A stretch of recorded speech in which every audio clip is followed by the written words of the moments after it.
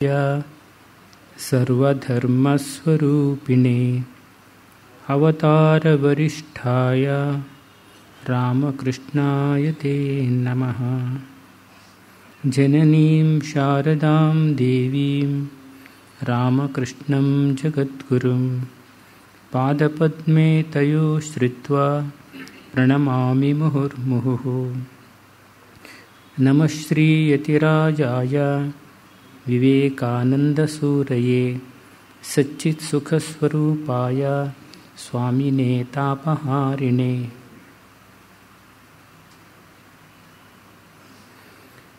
तव कथामृतं तप्तजीवनं कविभिरीडितं कल्मषापहं।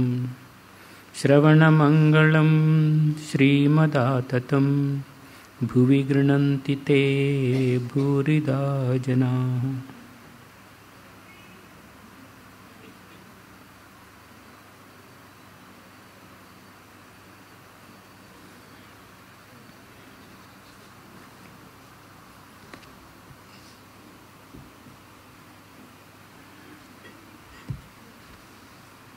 ಶ್ರೀರಾಮಕೃಷ್ಣರು ಹೇಳ್ತಾ ಇದ್ದಾರೆ, ಈ ಪ್ರಪಂಚಕ್ಕೆ ಪ್ರವೇಶಿಸೋದಕ್ಕೆ ಮುಂಚೆ ನಾವು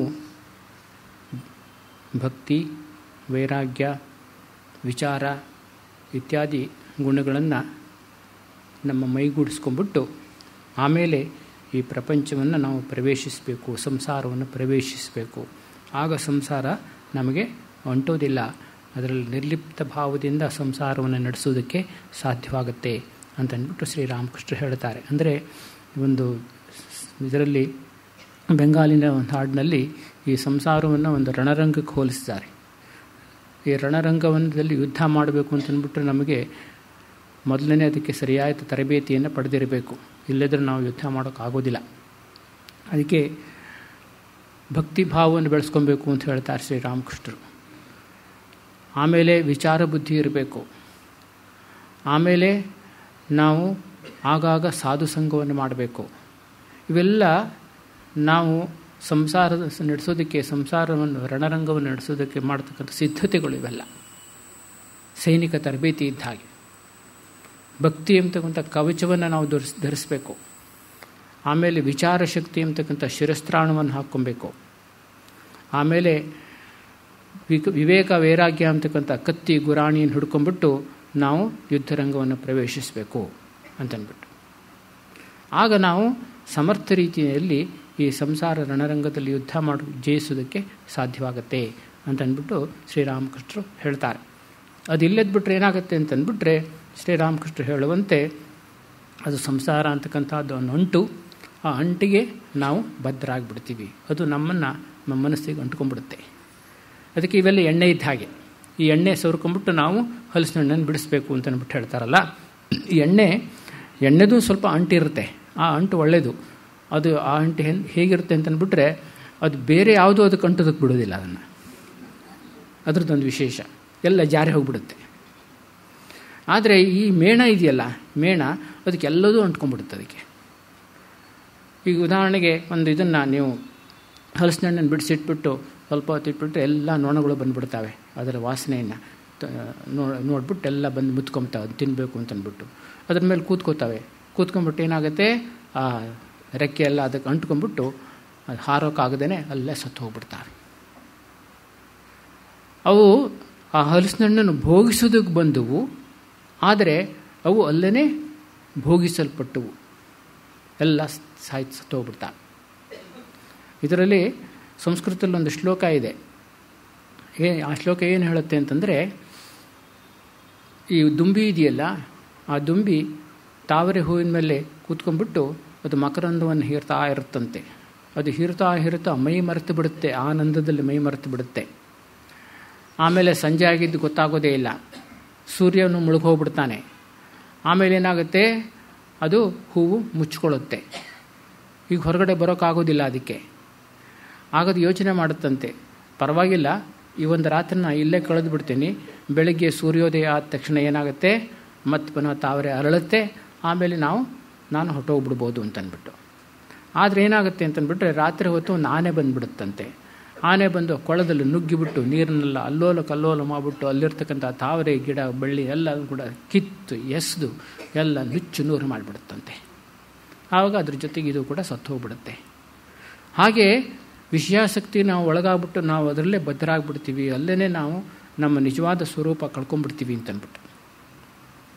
ಭೋಗಾನ ಭುಕ್ತ ವಯಮೇವ ಭುಕ್ತ ತೃಷ್ಣಾನ ಜೀರ್ಣ ವಯಮೇವ ಜೀರ್ಣಾ ಕಾಲೋನ ಯಾತ ವಯಮೇವ ಯಾತಾ ತಪೋನ ತಪ್ತ ವಯಮೇವ ತಪ್ತಾಹ ಅಂತಂದ್ಬಿಟ್ಟು ಭರ್ತೃಹರಿ ಹೇಳ್ತಾರೆ. ಅಂತಂದರೆ ಭೋಗಾನುಭುಕ್ತ, ಇದನ್ನು ಸ್ವಾಮಿ ವಿವೇಕಾನಂದರು ಭಾಳ ಚೆನ್ನಾಗಿ ಹೇಳ್ತಾರೆ. ನಾವು ಭೋಗವನ್ನು ಭೋಗಿಸೋದಕ್ಕೆ ಬರ್ತೀವಿ, ನಾವೇ ಭೋಗಿಸಲ್ಪಡ್ತೀವಿ ಅಂತಂದ್ಬಿಟ್ಟು. ವಯಮೇವ ಭುಕ್ತಾಹ ಅಂತಂದ್ಬಿಟ್ಟು. ಕಾಲೋನ ಯಾತಃ ವಯಮೇವ ಯಾತ, ನಾವು ಕಾಲ ಕಳೆಯುತ್ತಲ್ಲವಂತೆ ಕಾಲವೇ ನಮ್ಮನ್ನು ಎಳ್ಕೊಂಡು ಹೋಗುತ್ತಂತೆ. ತೃಷ್ಣಾನ ಜೀರ್ಣಾಹ ವಯಮೇವ ಜೀರ್ಣಾಹ. ತೃಷ್ಣ ಅಂದರೆ ಆಸೆಗಳು, ಅದೇನು ಜೀರ್ಣವಾಗೋದೇ ಇಲ್ಲ, ಆದರೆ ನಾವೇ ಜೀರ್ಣವಾಗಿ ಹೋಗ್ಬಿಡ್ತೀವಿ ಅದನ್ನು ಭೋಗಿಸ್ತಾ, ಅದನ್ನು ಅನುಭವಿಸ್ತಾ. ತಪೋನ ತಪ್ತಾಹ ವಯಮೇವ ತಪ್ತಾಹ. ನಾವು ತಪಸ್ಸು ಮಾಡೋದಲ್ಲ, ನಾವೇ ತಪ್ಪಿಸಲ್ಪಡ್ತೀವಿ ಅಂತಂದ್ಬಿಟ್ಟು ಹೇಳ್ತಾರೆ. ಈ ರೀತಿ ಆಗುತ್ತೆ ಅಂತಂದ್ಬಿಟ್ಟು ಹೇಳ್ತಾರೆ. ಈ ಸಂಸಾರದಲ್ಲಿ ನಾವು ವೈರಾಗ್ಯ ಮನೋಭಾವ, ಭಕ್ತಿ, ವೈರಾಗ್ಯ ಇತ್ಯಾದಿಗಳನ್ನು ಬೆಳೆಸ್ಕೊಳ್ಳದಿದ್ದರೆ ಈ ರೀತಿ ಆಗಿಬಿಡುತ್ತೆ ಅಂತಂದ್ಬಿಟ್ಟು ಶ್ರೀರಾಮಕೃಷ್ಣರು ಹೇಳ್ತಾರೆ. ಮತ್ತು ಈ ವಿಷಯ ಅಂತಕ್ಕಂಥದ್ದು ಹೇಗಾಗುತ್ತೆ ಅಂತ, ವಿಷಯಾಸಕ್ತಿ ಧ್ಯಾಯುತೋ ವಿಷಯಾನುಪಂಸ ಅಂತ ಹೇಳಿದ್ನಲ್ಲ, ವಿಷಯದ ಬಗ್ಗೆ ನಾವು ಯೋಚನೆ ಮಾಡ್ತಾ ಮಾಡ್ತಾ ಮಾಡ್ತಾ ಅದರಲ್ಲಿ ಆಸಕ್ತಿ ಉಂಟಾಗ್ಬಿಡುತ್ತಂತೆ. ನಮಗೆ ಗೊತ್ತಾದ ರೀತಿಯಲ್ಲಿ ವಿಷಯಾಸಕ್ತಿ ಅಂತಕ್ಕಂಥದ್ದು ನಮ್ಮೊಳಗೆ ಪ್ರವೇಶಿಸಿಬಿಡುತ್ತೆ ಅಂತ ಹೇಳ್ತಾರೆ. ಸ್ವಾಮಿ ಯತೀಶ್ವರ ಅಂದರೆ ಭಾಳ ಸುಂದರವಾದ ಒಂದು ಕಥೆಯನ್ನು ಹೇಳ್ತಾ ಇದ್ರು ಇದಕ್ಕೆ. ಏನು ಅಂತಂದ್ಬಿಟ್ರೆ, ಒಬ್ಬ ಒಂಟೆ ಮೇಲೆ ಸವಾರಿ ಮಾಡ್ತಾ ಅವನು ಮರುಭೂಮಿಯಲ್ಲಿ ಹೋಗ್ತಾ ಇದ್ದಂತೆ. ರಾತ್ರಿ ಆಯಿತು.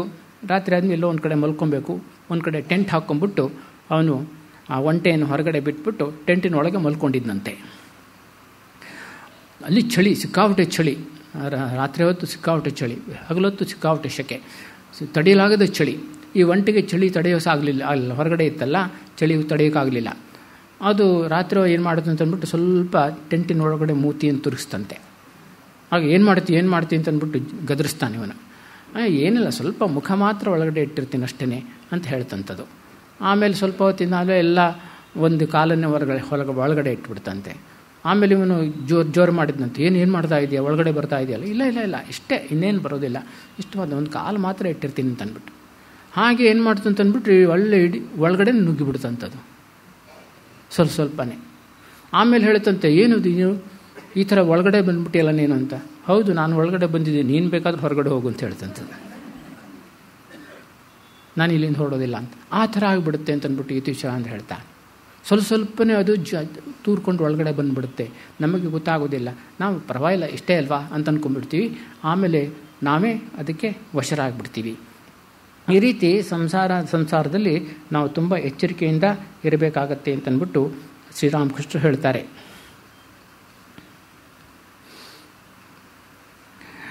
ನೋಡು, ನಿರ್ಜನ ಪ್ರದೇಶಕ್ಕೆ ಹೋಗಿ ಈ ಮನಸ್ಸನ್ನು ಭಗವಂತನ ಧ್ಯಾನದಲ್ಲಿ ತೊಡಗಿಸುವುದಾದರೆ ಅದು ಜ್ಞಾನ, ಭಕ್ತಿ, ವೈರಾಗ್ಯ ಅದನ್ನು ಗಳಿಸಿಕೊಳ್ಳುತ್ತದೆ. ಸಂಸಾರದಲ್ಲಿ ತೊಡಗಿಸುವುದಾದರೆ ಇದೇ ಮನಸ್ಸು ಅಧೋಗತಿಗೆ ಇಳಿದು ಬಿಡುತ್ತದೆ. ಈ ರೀತಿ ಗಳಿಸ್ಕೊಳ್ಳದೇನೆ ಹೋದರೆ ಏನಾಗುತ್ತೆ, ಆಗ ಮನಸ್ಸು ಅಧೋಗತಿ ಹೋಗಿಬಿಡುತ್ತೆ. ಸಂಸಾರದಲ್ಲಿ ಕೇವಲ ಒಂದರ ಚಿಂತನೆ, ಕಾಮಕಾಂಚನದ ಚಿಂತನೆ ಅಂತ ಶ್ರೀರಾಮಕೃಷ್ಣರು ಹೇಳ್ತಾರೆ. ಇದನ್ನು ಮತ್ತೆ ವಚನ ವೇದದಲ್ಲಿ ಮತ್ತೆ ಈ ವಿಷಯವನ್ನು ಅವರು ಶ್ರೀರಾಮಕೃಷ್ಣ ಒತ್ತಿ ಹೇಳ್ತಾರೆ. ಸಂಸಾರ ಅಂದ್ರೆ ಮತ್ತೇನೂ ಇಲ್ಲ, ಬರೀ ಕಾಮಕಾಂಚನ ಅಂತಂದ್ಬಿಟ್ಟು. ಏನಿದು ಕಾಮಕಾಂಚನ ಅಂತಂದ್ಬಿಟ್ಟು, ಈಗ ನಮ್ಮ ಎರಡು ಪ್ರವೃತ್ತಿಗಳಿದೆ ಮನುಷ್ಯನಲ್ಲಿ. ಒಂದು ಪ್ಲೆಜರ್ ಪ್ರಿನ್ಸಿಪಲ್ ಅಂತ ಹೇಳ್ತಾರೆ. ಈ ಸೈಕಾಲಜಿಲಿ ಅಂಗವಿಂದ ಹೇಳಬೇಕು ಅಂತ ಅಂದ್ಬಿಟ್ಟು ಪ್ಲೆಜರ್ ಪ್ರಿನ್ಸಿಪಲ್ ಅಂದರೆ ಭೋಗಾಸಕ್ತಿ, ಸುಖವಾಗಿರಬೇಕು ಅಂತಂದ್ಬಿಟ್ಟು. ಮತ್ತೊಂದು ಇನ್ನೊಂದೇನಪ್ಪ ಅಂತಂದ್ಬಿಟ್ರೆ ಪೊಸೆಸಿವ್ ಪ್ರಿನ್ಸಿಪಲ್ ಅಂದರೆ ಎಲ್ಲವೂ ಕೂಡ ನಾನು ಪಡೆದಿರಬೇಕು, ಹೊಂದಿರಬೇಕು, ತೊಗೊಬೇಕು, ಸ್ವೀಕರಿಸಬೇಕು ಅಂತಕ್ಕಂಥ ಪ್ರವೃತ್ತಿ. ಏನು ಸಿಕ್ಕಿದ್ರೂ ಬೇಕು ಅಂತಕ್ಕಂಥದ್ದು.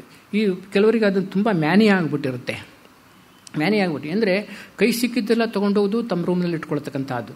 ಎಷ್ಟು ಸಂಪತ್ತಿದ್ರೂ ಸಾಕಾಗೋದಿಲ್ಲ, ಎಷ್ಟು ವಸ್ತುಗಳಿದ್ದರೂ ಸಾಕಾಗೋದಿಲ್ಲ, ಇನ್ನೂ ಬೇಕು ಅಂತಕ್ಕಂಥ ಒಂದು ಪ್ರವೃತ್ತಿ, ಪೊಸೆಸಿವ್ ಪ್ರಿನ್ಸಿಪಲ್. ಎಲ್ಲ ವಸ್ತುಗಳು ಬೇಕು, ಸಂಪತ್ತು ಬೇಕು, ಮನೆ ಬೇಕು, ಕಾರ್ ಬೇಕು, ವ್ಯಕ್ತಿಗಳು ಬೇಕು, ವ್ಯಕ್ತಿಗಳೆಲ್ಲರೂ ನನ್ನ ಪೊಸೆಷನ್ನಲ್ಲೇ ಇರಬೇಕು. ಆ ಥರ ಒಂದು ಪ್ರವೃತ್ತಿ, ಪೊಸೆಸಿವ್ ಪ್ರಿನ್ಸಿಪಲು. ನಾನು ಒಂದು ಗ್ರಂಥದಲ್ಲಿ ಓದಿದ್ದು, ತುಂಬ ಹೊಟ್ಟೆ ಬಾಕರು ಇರ್ತಾರಲ್ಲ, ಸಿಕ್ಕಾಪಟ್ಟೆ ತಿಂತಾರಲ್ಲ, ಗಬ ಗಬ ಗಬ ಅಂತ ತಿಂತಾರಲ್ಲ, ಅದು ಕೂಡ ಈ ಪೊಸೆಸಿವ್ ಪ್ರಿನ್ಸಿಪಲ್ನ ಒಂದು ಅಭಿವ್ಯಕ್ತಿ ಅಂತ ಹೇಳ್ತಾರೆ. ಅದಕ್ಕೋಸ್ಕರ ಆ ರೀತಿ ತಿನ್ನುವಂಥ ಪ್ರವೃತ್ತಿನೂ ಕೂಡ ಉಂಟಾಗ್ಬಿಡುತ್ತಂತೆ. ಆ ರೀತಿ ಪೊಸೆಸ್ಸು ಎಲ್ಲವನ್ನೂ ಕೂಡ ತಾನು ಇಟ್ಕೊಬೇಕು, ತಾನು ಬೇಕು ಅಂತ. ನಾನು ಕೆಲವ್ರನ್ನ ನೋಡಿದ್ದೀನಿ, ಆ ರೂಮ್ನಲ್ಲಿ ಕೈ ಸಿಕ್ಕಿದ್ದನ್ನೆಲ್ಲ ತೊಗೊಂಡೋಗಿ ರೂಮಲ್ಲಿ ಇಟ್ಕೋತಾರೆ. ಎಷ್ಟು ಆ ರೂಮ್ನಲ್ಲಿ ಕೊಠಡಿನಲ್ಲಿ ಥಿಂಗ್ಸ್ಗಳು ತುಂಬಿಕೊಂಡು ಹೋಗ್ಬಿಟ್ಟಿರುತ್ತೆ ಅಂತ ಅಂದ್ಬಿಟ್ರೆ, ಮಂಚದ ಮೇಲೆ ಎಲ್ಲ ಕಡೆ, ಮಂಚದ ಅವ್ರಿಗೆ ಮಲ್ಕೊಳ್ಳೋಕೆ ಜಾಗ ಇರೋದಿಲ್ಲ, ಮಂಚದ ಮೇಲ್ಗಡೆ ಕೆಳಗಡೆ ಎಲ್ಲ ಇರುತ್ತೆ. ಅದೊಂದು ಪ್ರವೃತ್ತಿ. ಈ ಕೆಲವರಿಗೆ ಅದೊಂದು ಮ್ಯಾನಿಯಾ, ಸೈಕಲಾಜಿಕಲ್ ಡಿಸೀಸ್. ಹೇಗೆ ಅಂತಂದರೆ, ಈ ಕದಿಯೋದೊಂದು ಕೆಲವರಿಗೆ ಸೈಕಲಾಜಿಕಲ್ ಡಿಸೀಸ್ ಆಗಿರುತ್ತೆ. ಏನೋ ಕ್ಲಿಪ್ಟೋಮೇನಿಯಾ ಅಂತ ಹೇಳ್ತಾರೆ ಅದಕ್ಕೆ.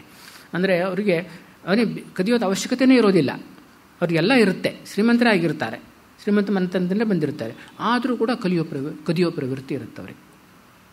ಹಾಗೆ ಈ ಪೊಸೆಸಿವ್ ಪ್ರಿನ್ಸಿಪಲ್ಲು ಕೂಡ ಅಷ್ಟೇ, ಅದೊಂದು ರೀತಿ ಮ್ಯಾನಿಯಾ ಆಗಿಬಿಡುತ್ತೆ. ಎಲ್ಲೋದು ಬೇಕು ಬೇಕು ಅಂತ. ಯಾಕೋಸ್ಕರ ಆಗುತ್ತೆ ಅಂತಂದ್ಬಿಟ್ಟು, ತಮ್ಮ ಒಳಗೆ ಒಂದು ಶೂನ್ಯತೆಯನ್ನು ಅವ್ರು ಕಾಣ್ತಾರಂತೆ. ಶೂನ್ಯತೆ, ಆ ಶೂನ್ಯತೆಯನ್ನು ತುಂಬಿಸೋದಕ್ಕೋಸ್ಕರವಾಗಿ ಹೊರಗಡೆಯಿಂದ ಏನೇನೋ ಎಲ್ಲ ಸ್ವೀಕರಿಸೋದಕ್ಕೆ ಇಷ್ಟಪಡ್ತಾರೆ, ಇಟ್ಕೊಳ್ಳೋದಕ್ಕೆ ಇಷ್ಟಪಡ್ತಾರೆ. ಅಹಂಕಾರದೊಂದು ಶೂನ್ಯತೆ. ಈ ಅಹಂಕಾರ ಅಂತಕ್ಕಂಥದ್ದು ಎರಡು ರೀತಿಯಲ್ಲಿ ವ್ಯಕ್ತ. ನಾನು ಇರಬೇಕು ಮತ್ತು ನಾನು ಸುಖವಾಗಿರಬೇಕು ಅಂತ. ನಾನು ಇರಬೇಕು ಮತ್ತು ನಾನು ಸುಖವಾಗಿರಬೇಕು.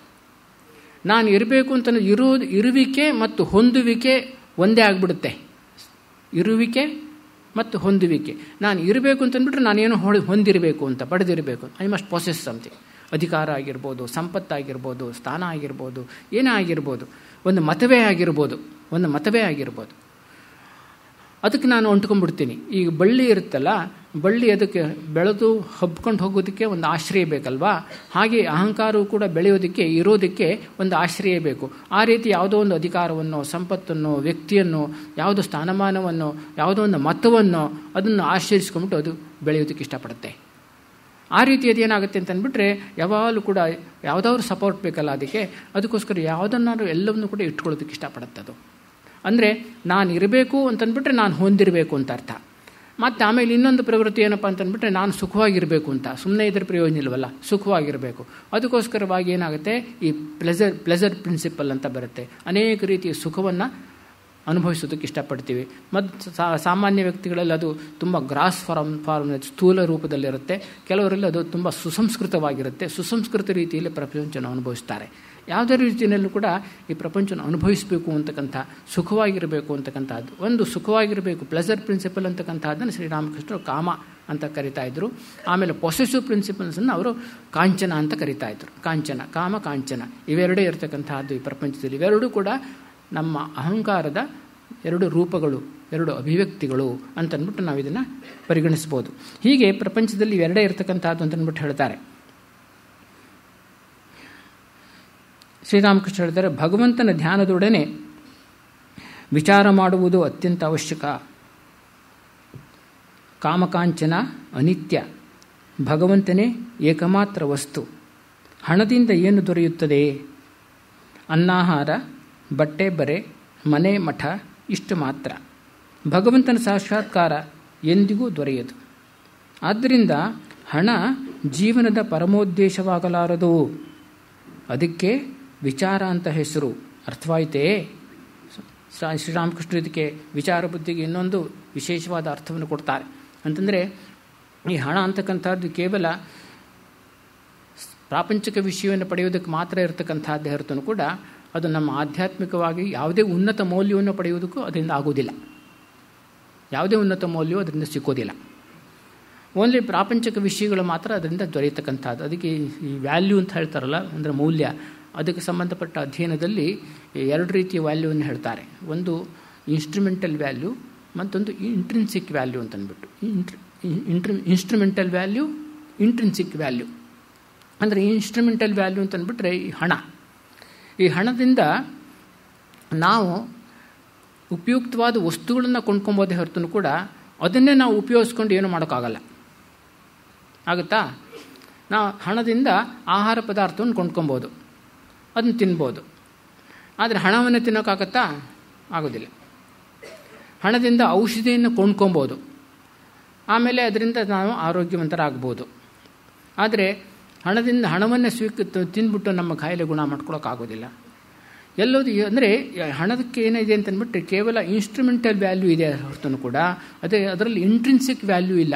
ಆಹಾರ ಪದಾರ್ಥ ಅದು ಇಂಟ್ರಿನ್ಸಿಕ್ ವ್ಯಾಲ್ಯೂ, ಅದರಲ್ಲಿ ನಮ್ಮ ಹಂಗರನ್ನು ಅಂದರೆ ನಮ್ಮ ಹಸಿವನ್ನು ನೀಗಿಸ್ತಕ್ಕಂಥ ಶಕ್ತಿ ಇದೆ, ಆದರೆ ಹಣಕ್ಕಿಲ್ಲ. ಔಷಧಿಗೆ ನಮ್ಮ ಕಾಯಿಲೆಯನ್ನು ಗುಣ ಮಾಡ್ತಕ್ಕಂಥ ಶಕ್ತಿ ಇದೆ, ಇಂಟ್ರಿನ್ಸಿಕ್ ವ್ಯಾಲ್ಯೂ ಇದೆ, ಆದರೆ ಹಣಕ್ಕಿಲ್ಲ. ಈ ಹಣಕ್ಕಿರ್ತಕ್ಕಂಥದ್ದು ಕೇವಲ ಇನ್ಸ್ಟ್ರೂಮೆಂಟಲ್ ವ್ಯಾಲ್ಯೂ ಮಾತ್ರ. ಅದು ಏನಾಗುತ್ತೆ, ಕ್ರಮೇಣ ನಮ್ಮ ಜೀವನದಲ್ಲಿ ಆ instrumental value becomes intrinsic value. ಯಾತಕ್ಕೋಸ್ಕರ ಹಣವನ್ನು ನಾವು ಇಟ್ಕೋತೀವಿ ಅಂತ ನಮಗೆ ಗೊತ್ತಿರೋದಿಲ್ಲ. ಅದನ್ನು ನಾವು ಅಕ್ಯುಮುಲೇಟ್ ಮಾಡ್ತಾ ಮಾಡ್ತಾ ಮಾಡ್ತಾ ಮಾಡ್ತಾ ಹೋಗ್ತೀವಿ.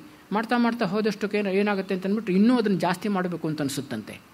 ಅದ್ರ ಹಣದ ಒಂದು ಮುಖ್ಯವಾಗಿರ್ತಕ್ಕಂಥ ಭಾಳ ವಿಶಿಷ್ಟವಾಗಿರ್ತಕ್ಕಂಥ ಲಕ್ಷಣ ಅಂತಂದ್ಬಿಟ್ರೆ, ನಾವು ಸ್ವಲ್ಪ ಹಣ ಇದ್ದಾಗ ಚೆನ್ನಾಗಿ ಖರ್ಚು ಮಾಡ್ತೀವಿ, ಭಾಳ ದಾನ ಧರ್ಮ ಮಾಡ್ತೀವಿ, ಭಾಳ ಉದಾರದ ರೀತಿಯಲ್ಲಿ ಖರ್ಚು ಮಾಡ್ತೀವಿ. ಅದು ಸ್ವಲ್ಪ ಒಂದು ಪ್ರಮಾಣವನ್ನು ಮೇಲೆ ಹೋಯಿತು ಅಂತಂದ್ಬಿಟ್ರೆ ಆಮೇಲೆ ನಮಗೆ ಖರ್ಚು ಮಾಡೋಕ್ಕೆ ಮನಸ್ಸು ಬರೋದಿಲ್ಲ. ಅದನ್ನು ಜಾಸ್ತಿ ಮಾಡೋದು ಹೇಗೆ ಅಂತಲೇ ಯೋಚನೆ ಮಾಡ್ತೀವಿ. ಹೇಗೆ ಜಾಸ್ತಿ ಮಾಡೋದನ್ನು, ಇನ್ನಷ್ಟು ಜಾಸ್ತಿ ಮಾಡೋದು ಹೇಗೆ? ನಿಮ್ಮ ಶ್ರೀರಾಮಕೃಷ್ಣ ಹೇಳಿದ ಕಥೆ ನಿಮಗೆಲ್ಲ ಗೊತ್ತಿದೆ. ಯಾರು ಕ್ಷೌರಿಕನ ಕಥೆ. ಅವನು ರಾಜನ ಅರಮನೆಯ ಕ್ಷೌರಿಕ ಇದ್ದಂತೆ, ಚೆನ್ನಾಗಿದ್ದ, ಭಾಳ ಸುಖವಾಗಿದ್ದ, ಏನೋ ಅವನಿಗೆ ತೊಂದರೆ ಇಲ್ಲ, ತಾಪತ್ರೆ ಇರಲಿಲ್ಲ. ರಾಜ ಹಣ ಕೊಡ್ತಾ ಇದ್ದ, ಅದನ್ನು ತೊಗೊಂಡು ಸುಮ್ಮನೆ ಇದ್ದ. ಒಂದು ದಿವಸ ಏನಾಯಿತು ಅಂತಂದ್ಬಿಟ್ರೆ, ಎಲ್ಲೋ ಹೋಗ್ತಾ ಇದ್ದಾಗ ಒಂದು ಯಕ್ಷ ಕೇಳ್ತಂತೆ ಅವನಿಗೆ, ನೋಡು ನಿನಗೆ 7 ಕೊಪ್ಪರಿಗೆ ಚಿನ್ನ ಬೇಕಾ ಅಂತಂದ್ಬಿಟ್ಟು, ಚಿನ್ನದ ನಾಣ್ಯ ಬೇಕಾ ಅಂತ. ಹೌದು ಬೇಕು ಅಂತ ಅನಿಸ್ಬಿಡ್ತಂತೆ ಅವನಿಗೆ ಇದ್ದಕ್ಕಿದ್ದಾಗೆ. ಅನ್ಫಾರ್ಚುನೇಟ್ಲಿ ಹೌದು ಬೇಕು. ತಕ್ಷಣ ಅವನು 7 ಕೊಪ್ಪರಿಗೆ ಚಿನ್ನದ ನಾಣ್ಯ ಬಂದುಬಿಡ್ತು ಎದುರುಗಡೆ. ಈಗ ಅದರಲ್ಲಿ ಏನಾಗಿದೆ, 6 ಕೊಪ್ಪರಿಗೆ ಚಿನ್ನದ ನಾಣ್ಯ ತುಂಬಾಗಿದೆ, 7ನೇದು ಅರ್ಧ ಇದೆ. ಅದು ತುಂಬ ಇದ್ದಿದ್ರೆ ಪರವಾಗಿರಲಿಲ್ಲ, ಅದು ಅರ್ಧ ಇದೆ. ಈಗೇನು ಮಾಡ್ತಾನೆ, ಅದನ್ನೆಲ್ಲ ತೊಗೊಂಡು ಮನೆ ತೊಗೊಂಡೋದಂದರೆ ಈಗ ಅರ್ಧ ಇರೋದನ್ನು ತುಂಬ ಮಾಡೋದು ಹೇಗೆ ಅನ್ನೋದು ಅವನಿಗೆ ಒಂದು ಯೋಚನೆ ಶುರುವಾಯಿತು. ಅದಕ್ಕೋಸ್ಕರವಾಗಿ ಅವನು ಎಲ್ಲ ರೀತಿಯ ಪ್ರಯತ್ನಪಟ್ಟ. ಊಟ ಗೀಟ ಕಡಿಮೆ ಮಾಡಿದಂತೆ, ಮನೆ ಖರ್ಚನ್ನೆಲ್ಲ ಕಡಿಮೆ ಮಾಡಿದಂತೆ, ಆಮೇಲೆ ರಾಜನ ಹತ್ರ ಹೋಗ್ಬಿಟ್ಟು ರಿಕ್ವೆಸ್ಟ್ ಮಾಡಿ ಸ್ವಲ್ಪ ನಮ್ಮ ಸಂಬಳ ಜಾಸ್ತಿ ಕೊಡಿ ಅಂತಂದ್ಬಿಟ್ಟು ಹೇಳಿದಂತೆ ಎಲ್ಲ ಕೊಟ್ಟರು. ಏನು ಹಾಕಿದ್ರೂ ಕೂಡ ಅದು ತುಂಬ್ತಾನೇ ಇಲ್ಲ, ಏನು ಮಾಡಿದ್ರು ತುಂಬ್ತಾ ಇಲ್ಲ. ಅವನು ಹೀಗಾಗ್ಬಿಟ್ಟು ಏನಾಗ್ತಾ ಇದ್ದಾನೆ, ಅವನು ಮಾನಸಿಕ ಕೊರಗು ಮತ್ತು ದೈಹಿಕವಾಗಿ ದುರ್ಬಲ ಆಗಿಬಿಟ್ಟು ನೋಡೋಕ್ಕಾಗ್ತಾ ಇಲ್ಲ ಅವನ್ನ. ಒಂದು ದಿವಸ ರಾಜನಿಗೆ ಆಶ್ಚರ್ಯ ಆಯಿತು, ಏನಪ್ಪ ಚೆನ್ನಾಗಿದ್ದೆ, ಒಳ್ಳೆ ಗೆಲುವಾಗಿದ್ದೆ, ನಗುಮುಖದಿಂದ ಇದ್ದೆ, ಆರೋಗ್ಯವಂತನಾಗಿದ್ದೆ, ಇದೇ ಹತ್ರ ಸೊರಗ್ತಾ ಇದೆಯಲ್ಲಪ್ಪ, ಮುಖದಲ್ಲಿ ನೋಡಿದರೆ ಜೋಲು ಮುಖ, ಏನಿದು, ಏನಾಯಿತು ನಿನಗೆ ಅಂತ. ನನಗೆ ಏನೂ ಆಗಿಲ್ಲ, ಚೆನ್ನಾಗಿದ್ದೀನಿ ಅಂತ. ನಿನಗೇನಾದರೂ ಆ ಯಕ್ಷ ಏನಾದರೂ ಕೇಳ್ತಾನೆ ನನಗೆ ಅಂತ ಕೇಳಿದೆ. ಆವಾಗ ಅವನು ಹೇಳಿದಂತೆ ಆ 7 ಕೊಪ್ಪರಿಗೆ ವಿಷಯ. ಆವಾಗ ಅವನು ಹೇಳಿದಂತೆ, ರಾಜ ನೀನು ಮೊದಲು ಹೋಗ್ಬಿಟ್ಟು ಅದನ್ನು ವಾಪಸ್ ಕೊಡು, ನೀನು ಸುಖವಾಗಿರಬೇಕು, ನಿಜವಾದ ಸುಖವನ್ನು ಅನುಭವಿಸಬೇಕು ಜೀವನದಲ್ಲಿ ಅಂತಂದರೆ ಮೊದಲು ಅದನ್ನು ವಾಪಸ್ ಕೊಡು ಅಂತಂದ್ಬಿಟ್ಟು ಅವನು ವಾಪಸ್ ಕೊಟ್ಟ ಮೇಲೆ ಆಮೇಲೆ ಅವನು ಸುಖವಾಗಿದ್ದಂತೆ. ಇದು ಹಣದ ಒಂದು ಪ್ರಭಾವ, ಹಣದ ಪ್ರಭಾವ. ಅದಕ್ಕೋಸ್ಕರವಾಗಿ ಪೊಸೆಸಿವ್ ಆ್ಯಟಿಟ್ಯೂಡ್ ಅಂತ ಹೇಳಿದ್ನಲ್ಲ, ಅದಕ್ಕೆ ನಾನು ಹೇಳ್ತಕ್ಕಂಥದ್ದು ಈ ರೀತಿ ಆಗಿಬಿಡುತ್ತೆ ಅಂತಂದ್ಬಿಟ್ಟು ಶ್ರೀರಾಮಕೃಷ್ಣ. ಹಣದಿಂದ ಏನು ಪ್ರಯೋಜನ ಆಗುತ್ತೆ? ಅದು ಕೇವಲ ಇನ್ಸ್ಟ್ರೂಮೆಂಟಲ್ ವ್ಯಾಲ್ಯೂ ಮಾತ್ರ, ಅದಕ್ಕೆ ಇಂಟ್ರಿನ್ಸಿಕ್ ವ್ಯಾಲ್ಯೂ ಇಲ್ಲವೇ ಇಲ್ಲ. ಇಂಗ್ಲೀಷ್ನಲ್ಲಿ ಒಂದು ಸುಂದರವಾದ ಹೇಳಿಕೆ ಇದೆ, ಸ್ಟೇಟ್ಮೆಂಟ್ ನಿಮ್ಗೆ ಗೊತ್ತಿರ್ಬೋದು, ಅನೇಕರು ಕೇಳಿರ್ಬೋದು. Money can buy bed but not sleep. Money can buy medicine but not health. Money can buy fineries but not beauty. ಆ ಥರ ಒಂದು ದೊಡ್ಡ ಪಟ್ಟಿ ಹೋಗುತ್ತೆ. ಆಮೇಲೆ ಕೊನೆಯಲ್ಲಿ ಹೇಳ್ತಾರೆ, money can buy passport everywhere but heaven ಅಂತ. ಎಲ್ಲ ಕಡೆಯೂ ಹೋಗ್ಬೋದು, ಆದರೆ ಸ್ವರ್ಗಕ್ಕೆ ಮಾತ್ರ ಅದಂತ ಏನು ಆಗಲ್ಲ. ಈ ಥರ ಹಣದ ವ್ಯಾಲ್ಯೂ ಅಷ್ಟೇ ಅಂತ ಈ ಥರ ವಿಚಾರ ಮಾಡಬೇಕು ಅಂತಂದ್ಬಿಟ್ಟು ಶ್ರೀರಾಮಕೃಷ್ಣ ಹೇಳ್ತಾರೆ. ಹಣದ ವ್ಯಾಲ್ಯೂ ಇಷ್ಟೇ ಅಂತಂದ್ಬಿಟ್ಟು, ಇದಕ್ಕಿಂತ ನಮಗೇನು ಹಣದಿಂದ ಪಡೆಯೋಕ್ಕಾಗೋದಿಲ್ಲ. ಅದಕ್ಕೋಸ್ಕರ ನಾವು ಹಣದ ವಿಚಾರದಲ್ಲಿ ನಾವು ಅತ್ಯಂತ ವ್ಯಾಮೋಹ ತಪ್ಪು ಅಂತಂದ್ಬಿಟ್ಟು ಶ್ರೀರಾಮಕೃಷ್ಣರು ಒತ್ತಿ ಹೇಳ್ತಾರೆ.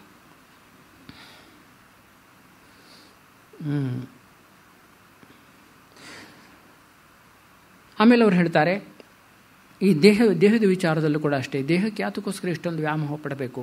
ದೇಹದಲ್ಲಾದರೂ ಏನಿದೆ? ದೇಹದಲ್ಲಿರ್ತಕ್ಕಂಥದ್ದು ಎಲ್ಲ ದೇಹದಲ್ಲಿರ್ತಕ್ಕಂಥದ್ದು ನಾವು ಯಾವುದನ್ನು ಇಷ್ಟಪಡೋದಿಲ್ವೋ ಅದೇ ದೇಹದಲ್ಲಿರ್ತಕ್ಕಂಥದ್ದು. ಅಸ್ಥಿಪಂಜರವನ್ನು ನಾವು ಇಷ್ಟಪಡ್ತೀವಾ?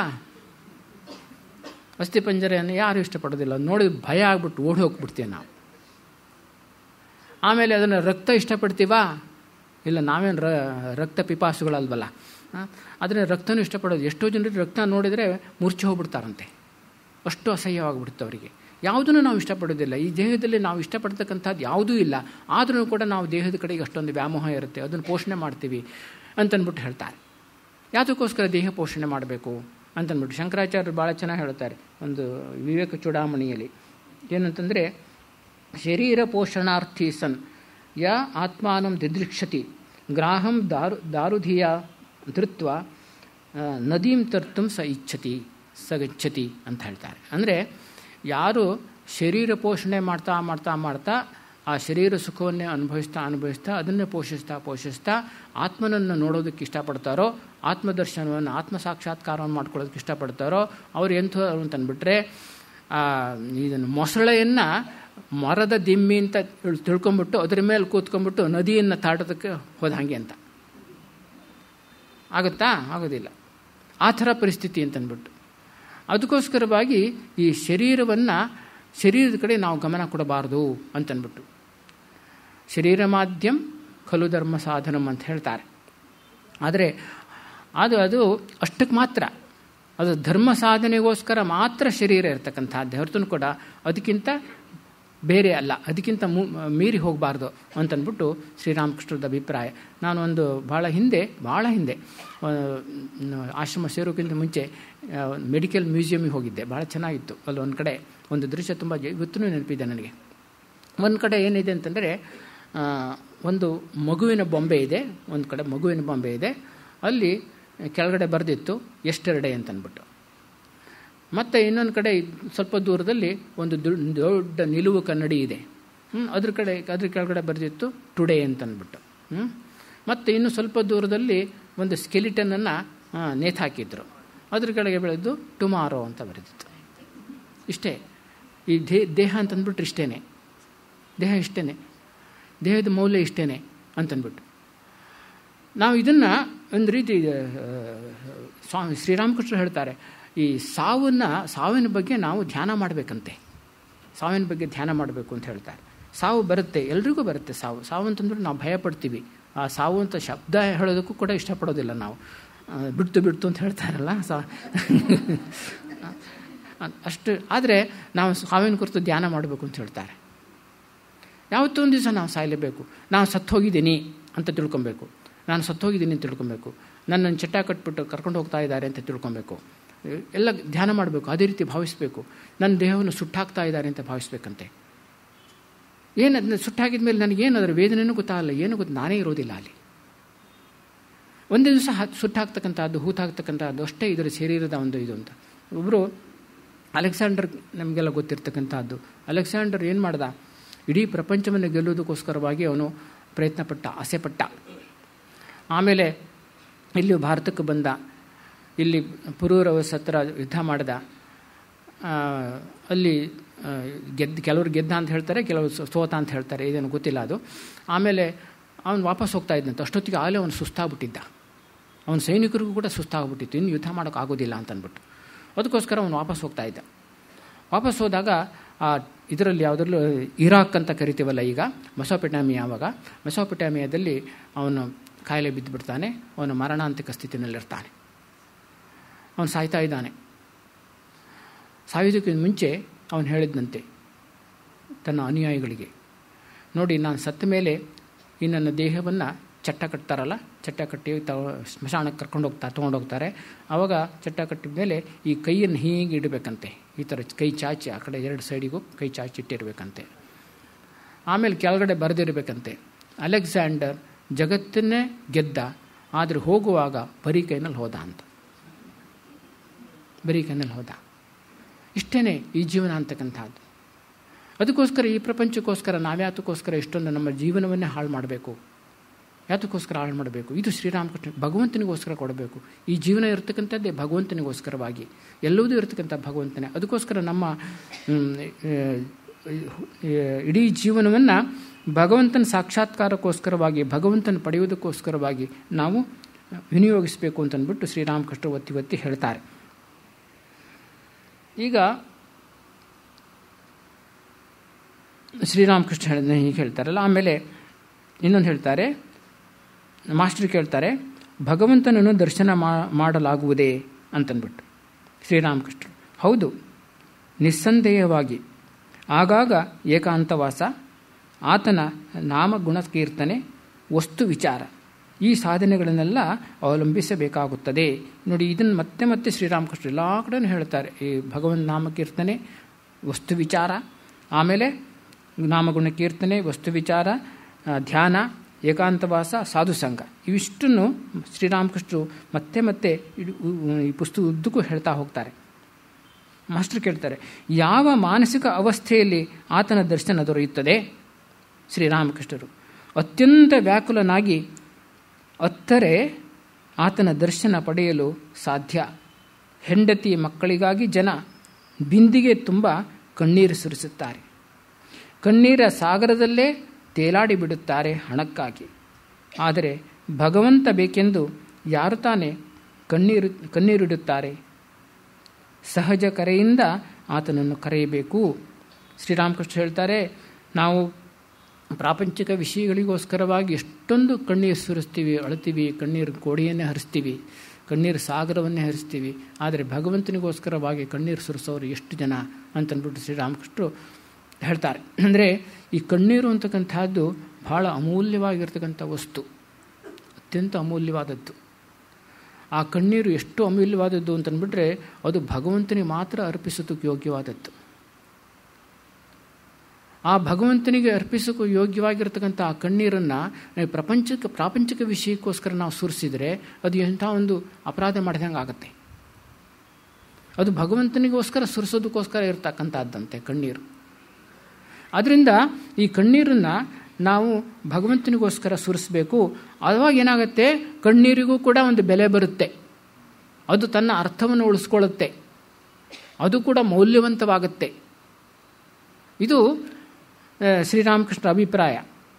ಅದಕ್ಕೋಸ್ಕರವಾಗಿ ನಾವು ಏನು ಮಾಡಬೇಕಪ್ಪ ಅಂತಂದ್ಬಿಟ್ಟು ತುಂಬ ವ್ಯಾಕುಲತೆಯಿಂದ, ಅತ್ಯಂತ ನಂಬಿಕೆಯಿಂದ, ಶ್ರದ್ಧೆಯಿಂದ ಭಗವಂತನ ಕರಿಬೇಕು ಅಂತಂದ್ಬಿಟ್ಟು ಶ್ರೀರಾಮಕೃಷ್ಣರು ಒಂದು ಹಾಡನ್ನು ಹೇಳ್ತಾರೆ. ನಂಬಿ ಕರೆದರೆ ತಾಯಿ ಓ ಎನ್ನದಿ ಹೇಳೇನೋ, ನಿನ್ನ ತೊರೆದವಳೆಂತೂ ಇರಬಲ್ಲಳೋ ಅಂತನ್ಬಿಟ್ಟು. ನಮಗೆ ಭಗವಂತನಲ್ಲಿ ವ್ಯಾಕುಲತೆ ಉಂಟಾಯಿತು, ಭಗವಂತನ ಪಡಿಬೇಕು ಅಂತಂದ್ಬಿಟ್ಟು ನಮಗೆ ಆಸೆ ಉಂಟಾಯಿತು, ವ್ಯಾಕುಲತೆ ಉಂಟಾಯಿತು ಅಂದರೆ ಅರ್ಥ ಏನು ಅಂತಂದ್ಬಿಟ್ರೆ ಭಗವಂತ ನಮ್ಮನ್ನು ಹುಡುಕ್ತಾ ಇದ್ದಾನೆ ಅಂತ ಹೇಳ್ತಾರೆ.